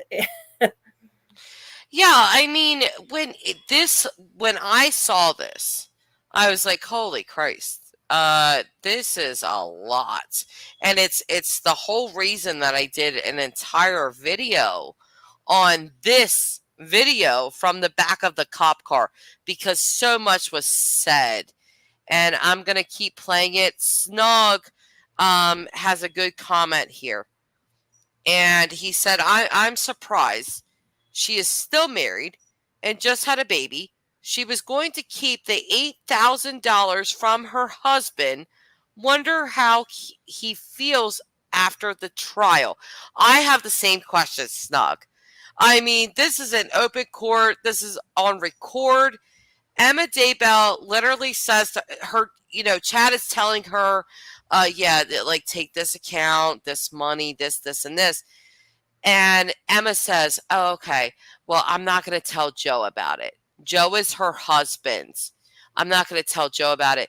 And if you blink, you'll miss it. But Chad says, yeah, no. Like, don't tell him. No, keep that a secret. So I'm going to play this and we'll do this. Can you down already? I got him out to the Fremont County line. We saw it as soon as you left. We chased you down and then they came back. Sorry. I have to stop again because here's where she grabs a tissue. Here's where Emma Daybell just grabbed a tissue to, conjure up some type of feeling. But again, the feeling is for her father and herself. When do we see her cry over her mother? We do not. She just grabbed a tissue for this being played in court. Ron, just concerning the car, I know they, okay. What's that? Oh, just about the car. Oh, we'll take care of the car. We're gonna take it. Is she able to get it? Yeah, use that. We may have to go through the car, get arrested in it, Right. the thing we gotta do, but then She can have her bananas and her. I gave him First. food. we'll try to get a car first for you. You can eat it.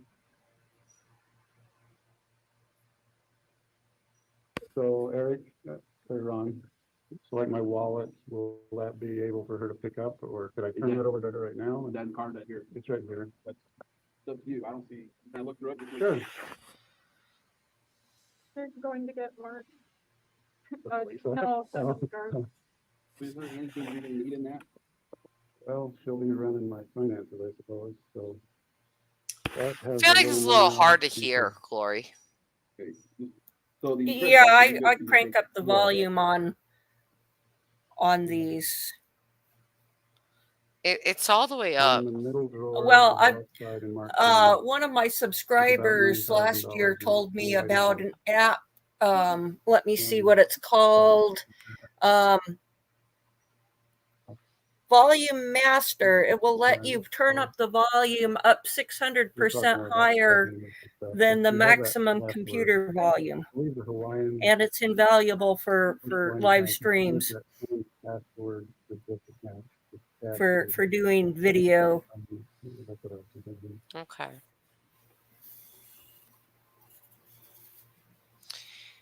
This is a little difficult to hear. There's nothing on it. It's like $6. That has to go away. So this, okay, in that same drawer is a piece of this that would fit in here, and it's got the company card, company business card. And so just make sure you get that. And this is all in Mark's room. Yeah, I put that in there. There's like a pamphlet with a guy who's sitting in a car. It's for the Wells Fargo auto loan. That's the loan that they, but not. Yeah, and so that we'll talk about. So this has, if you go to Telmate, this is the card that's used. Okay. And so all you really do, you could probably just sign in as Chad.Daybell or start your own. I have an account that I've been talking with Lori on. Okay.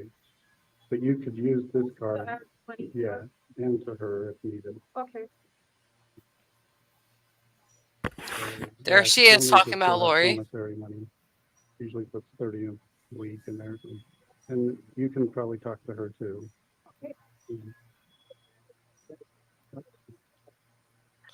So Chad is saying, I usually put $30, a week or whatever, for Lori's commissary. And Emma, you could probably do that too. Emma's going to respond, oh, I already talked to her. I already do that. Sorry. Love you so much. Oh my gosh. Kill my mom. I love you so much. Cooperate with them as much as you feel. I mean, They've been kind to us today.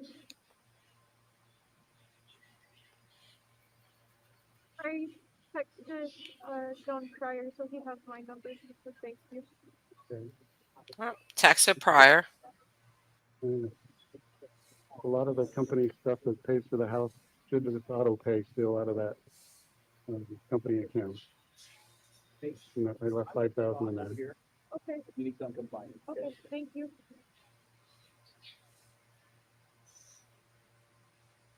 Any other questions you have?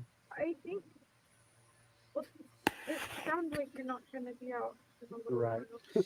So I just want to point out here that Chad says to her, like, any other questions you have? And she's like, well, it doesn't look like you're gonna like be out, basically, which he has never been free from this moment on, Nor will he. nor will he, God willing. So I think my landlord texted me just to feel bad for me. I think I'm gonna come over here. That's what I needed you to say, because, yeah, you and Joe, and whatever Mark wants to do, he should stay with either you and me. Sure, Mark, I'll take care of I will, Dad. They'll take care of me. We'll take care of you the best we can. Sorry to know. I mean, just look at the emotion she's displaying for her father. He's in the back of the cop car. 2 kids are being dug up in his backyard. She's crying. Oh, Dad, I love you so much. Oh, Dad, I'll do everything. Blah, blah, blah, blah, blah, blah, blah. Again, where is that emotion for Tammy? We have not ever seen it. So keep paying the mortgage out of the company. No, you can probably set it up though. Well, one thing she's not doing is saying, It's a Dad, Wells they Fargo. found You know, bodies paying in temporary- the yard. What's going on? Remember the password. I'll look, But- but I've had a lot of success with mom Exactly. messaging. Will you help me? My mom died. I'm pretty sure. Will you help me? My dad's in jail. It's the same. It should be paid through July 1st. Okay. And I think the car is paid through. I hated that. I hated when she said, oh my God, my dad's in jail, help me. And now I think I'll have success with saying my mom was murdered. I had success with that. And now if I tell people, oh, my dad's in jail, I'm going to have success with that. AKA, people are going to help me, give me money, do all of these sorts of things. This is her mindset. Where is the grief for Tammy? Where is it? Where? Emma Daybell, in my opinion, is very hooked on, how am I going to be helped? Who's going to fall for this? Who's going to help me? Blah, blah, blah, blah. Oh my God, I'm crying for my dad, but 0 tears for my mom. I'm just going to use her death and my dad being in jail for people to help me. July 15th. So you shouldn't have any bills to worry about. Yeah, I'm not coming back. So all that stuff that's in the baby room is Lori's and mine. The suitcases you'll see in the box. Just put it in the garage, I guess, after. Store it. See what happens. You guys can, yeah, take that mattress from upstairs, I guess, do what you want, put the books back on the shelf. We're gonna make it through. There's the mattress statement. Take that mattress from upstairs. Giggle, giggle. We're gonna make it through. Huh. Glory, anything, or are you taking a break right now? I'm just Listening. thinking, yeah, and you know, we already discussed the possibilities of, you know, was Tammy killed up there? Was Tylee killed up there? Why was it so important to get rid of the mattress? Right. All right, continuing I'm on. glad they let you come over.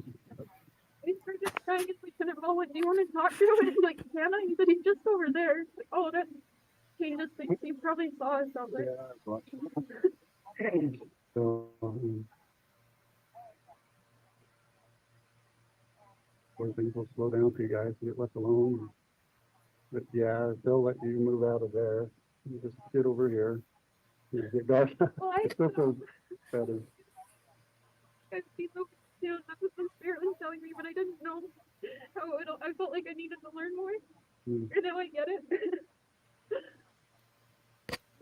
So, yeah, this Can, is can we teaching stop you right how there to- for a minute? I felt like I needed to learn more, but now I get it. What does that mean exactly, Emma? You felt like you needed to learn more, but now you get it. Interesting. We'll talk to Stone Fire about the financial arrangements, but you should be fine for a while. I think long enough to get on her feet. And stopping at 111:54.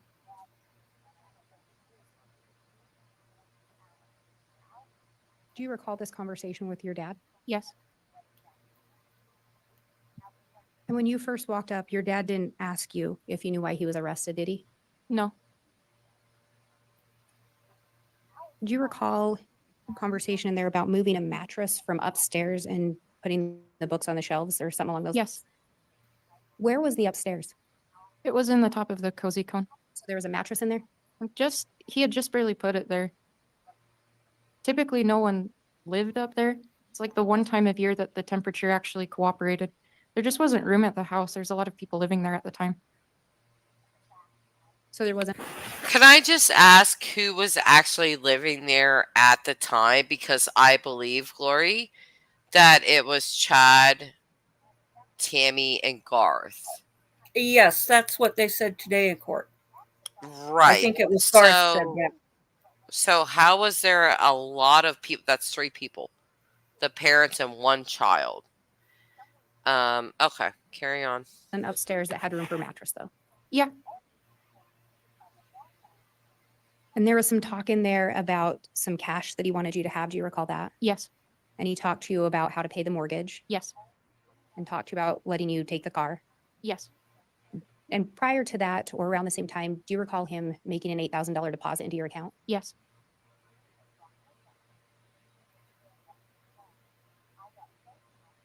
Do you recall conversation that day about a body being located? Yes. And do you recall then a conversation about a second body being looked for? A conversation with my dad? Yes. Yes. Whose bodies were those? Tylee Ryan and JJ Ballo. Huh. I have nothing further. I have nothing further. I think we're going to stop here, Glory. Yeah. Because I definitely think we have seen enough. Is there anything that I've been live for 3.5 hours, very long live stream here.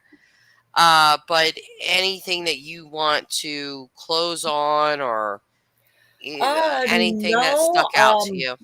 I'm just a few things like the significance of the mattress. What it was pointed out here about the cozy cone being soundproofed. You know, very good things that you know, I hope maybe get brought up during closing Well, if argument. it wasn't for smog, I knew there was a reason that they brought up the Cozy Cove, and just something that I thought of on my own, just something I thought up of I don't think that Chad was naming that part of their house the Cozy Cove. Sounds very much like something Tammy would name that. Oh, that's our little Cozy Cove. That's our pet cemetery. Sounds very female like, but it just there's something with this mattress. There's something with that. I don't know that it's ever going to come forth of. I feel like the prosecution knows a lot more because there's always things that can't be admitted into court for certain reasons and such and such and such. But Smog just really kind of. I had all the emotions, all the thoughts today watching this testimony. So when Smog said, "Hey, listen, I'm paraphrasing here, but hey, listen, it was soundproof up there. So they might not have heard her screams or anything if she was killed up there.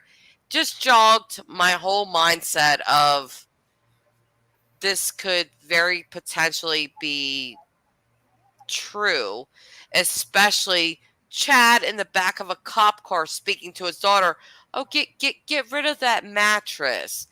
It's just all kinds of pieces together.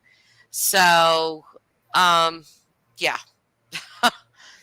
that's kind of my thoughts. But I don't think so. I think Alex was sleeping over at Lori's. okay, Snog is saying the kids named it that from the Cars video. The motel had cozy cones Oh, as motel rooms for cars. I am not aware of that. I honestly, I'm reading this comment and I really don't know what this means. Cars as in the the movie Cars. group? The Oh, movie Cars. okay. So I was haven't there seen it, but yeah, that sounds like it's been out a while, so that makes sense that the kids probably saw it when they were younger, and that's the origin of the name. okay. That definitely plausible. I just feel like Tammy was very much a woman, very much a wife. Pet Cemetery, Cozy Cove, very female, like naming of things of the home and the property and things like that. But I think we're gonna end it here. Glory, 3.5 Okay. hours I've been on. But yeah, I appreciate you coming on, and again, I've been waiting on Miss Emma Daybell. Oh yeah. I did watch Garth. I do think that Garth was not as rehearsed as Emma was. But he was still pretty bad. He was very bad for the defense. Because I probably should play that, but I just feel like we're running way over here. But Yeah. but Garth did say he kind of messed up because Pryor asked him about the Dakota, and he's like, "My mom drove that," and I think he immediately realized, "Oh shit, I wasn't supposed to say that." So he corrects it, and he changes the thing. But I think his initial response to Pryor about the Dodge Dakota was truth, until he realized, oh snap, I shouldn't have said that. That was a wrong thing to say. I got it backwards. But yeah, any closing thoughts? I'm gonna let you have the last word. No, yeah, but if anybody wants to dip in and out of watching the trial for a bit, I stream it gavel to gavel, so Every day. feel free to stop by. Yes. So Lauren Dellen's channel again is True Crime Utah. I will post that in the comment section of this video. I'll pin it. She does stream the Chad Daybell trial every single day. I watch it there with her. So I will post her channel there. And if you guys are interested, very drama-free place, but very honest place to watch the trial. And the chat is not moving at 1,000 comments a second. So you actually, one comment every 4 minutes. right. So we actually get to talk to each other. Hi, Willow. How are you? If you guys are not aware of Willow, this is Above and Beyond Ancestor Readings. I've gotten multiple readings from her, and they have been scarily accurate, but accurate to a point. I do think I've seen some of her videos. Her videos are fantastic. Donna Serafina is definitely my favorite psychic, especially from this case. My favorite tarot reader psychic is definitely Willow from Above and Beyond Ancestor Readings, because she's just so on point. She told me about my own life, and I'm like, Jesus, how does this woman know this? I don't tell people this, but she's fantastic. So if you guys ever want to check out her channel, she does a lot of true crime. I believe she did Dylan Rounds. She did the Valo Kids. She's done Sebastian Rogers. She's done a lot of people, and it's been scarily accurate. But just so you guys know, every single Sunday, Willow, Above and Beyond Ancestry Readings, does tarot readings. They're $20 a piece, and you get a mini read. I've done quite a few of them, but I will tell you they have been insanely accurate, even when I didn't want them to be. And it's kind of what I love about Willow, is that she just tells it as it is. You might not want to hear what she has to say, but it's kind of important that you do. So yeah, please check out her channel. And if you do want a reading on Sunday, $20, you will get a mini reading. And she is 1000% my favorite tarot reader on YouTube, hands down. Well, actually, Willow, you might have a little competition, because I do like Aphrodite. And he's a tarot reader and half psychic as well. But he doesn't do the Sunday readings like you do. So, you have an edge up there.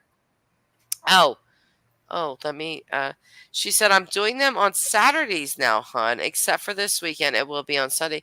Oh, really? Okay. So Saturdays now, guys. I was very used to Sundays. So we switched to Saturdays. But yes, please check out her chat. Check out her live streams on Saturdays now for a mini read. Again, it's $20, and I think your mind's going to be blown, because every single time I get a reading from her, I'm like, how does this woman know these things? It's a gift. Okay. But either way, I'm going to end this here. Glory, thank you for coming up. I just don't know what happened with my computer or not getting notification, because I kept checking. Well, again, I had to do 3 different live streams. Yeah, well, to go through. I saw the notifications on the first 2. Yeah. But for So, some but reason, thank the you. I'm happy that you were able to come up. You know this trial as well as I do.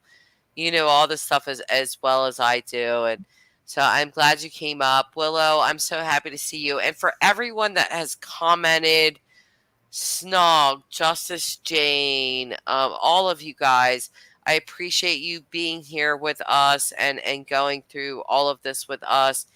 And we will see you next time. Yes, Glory. yeah. So very interesting day. Yeah, tomorrow we should be another interesting day. Yeah. Okay. Well, See my smile. All right.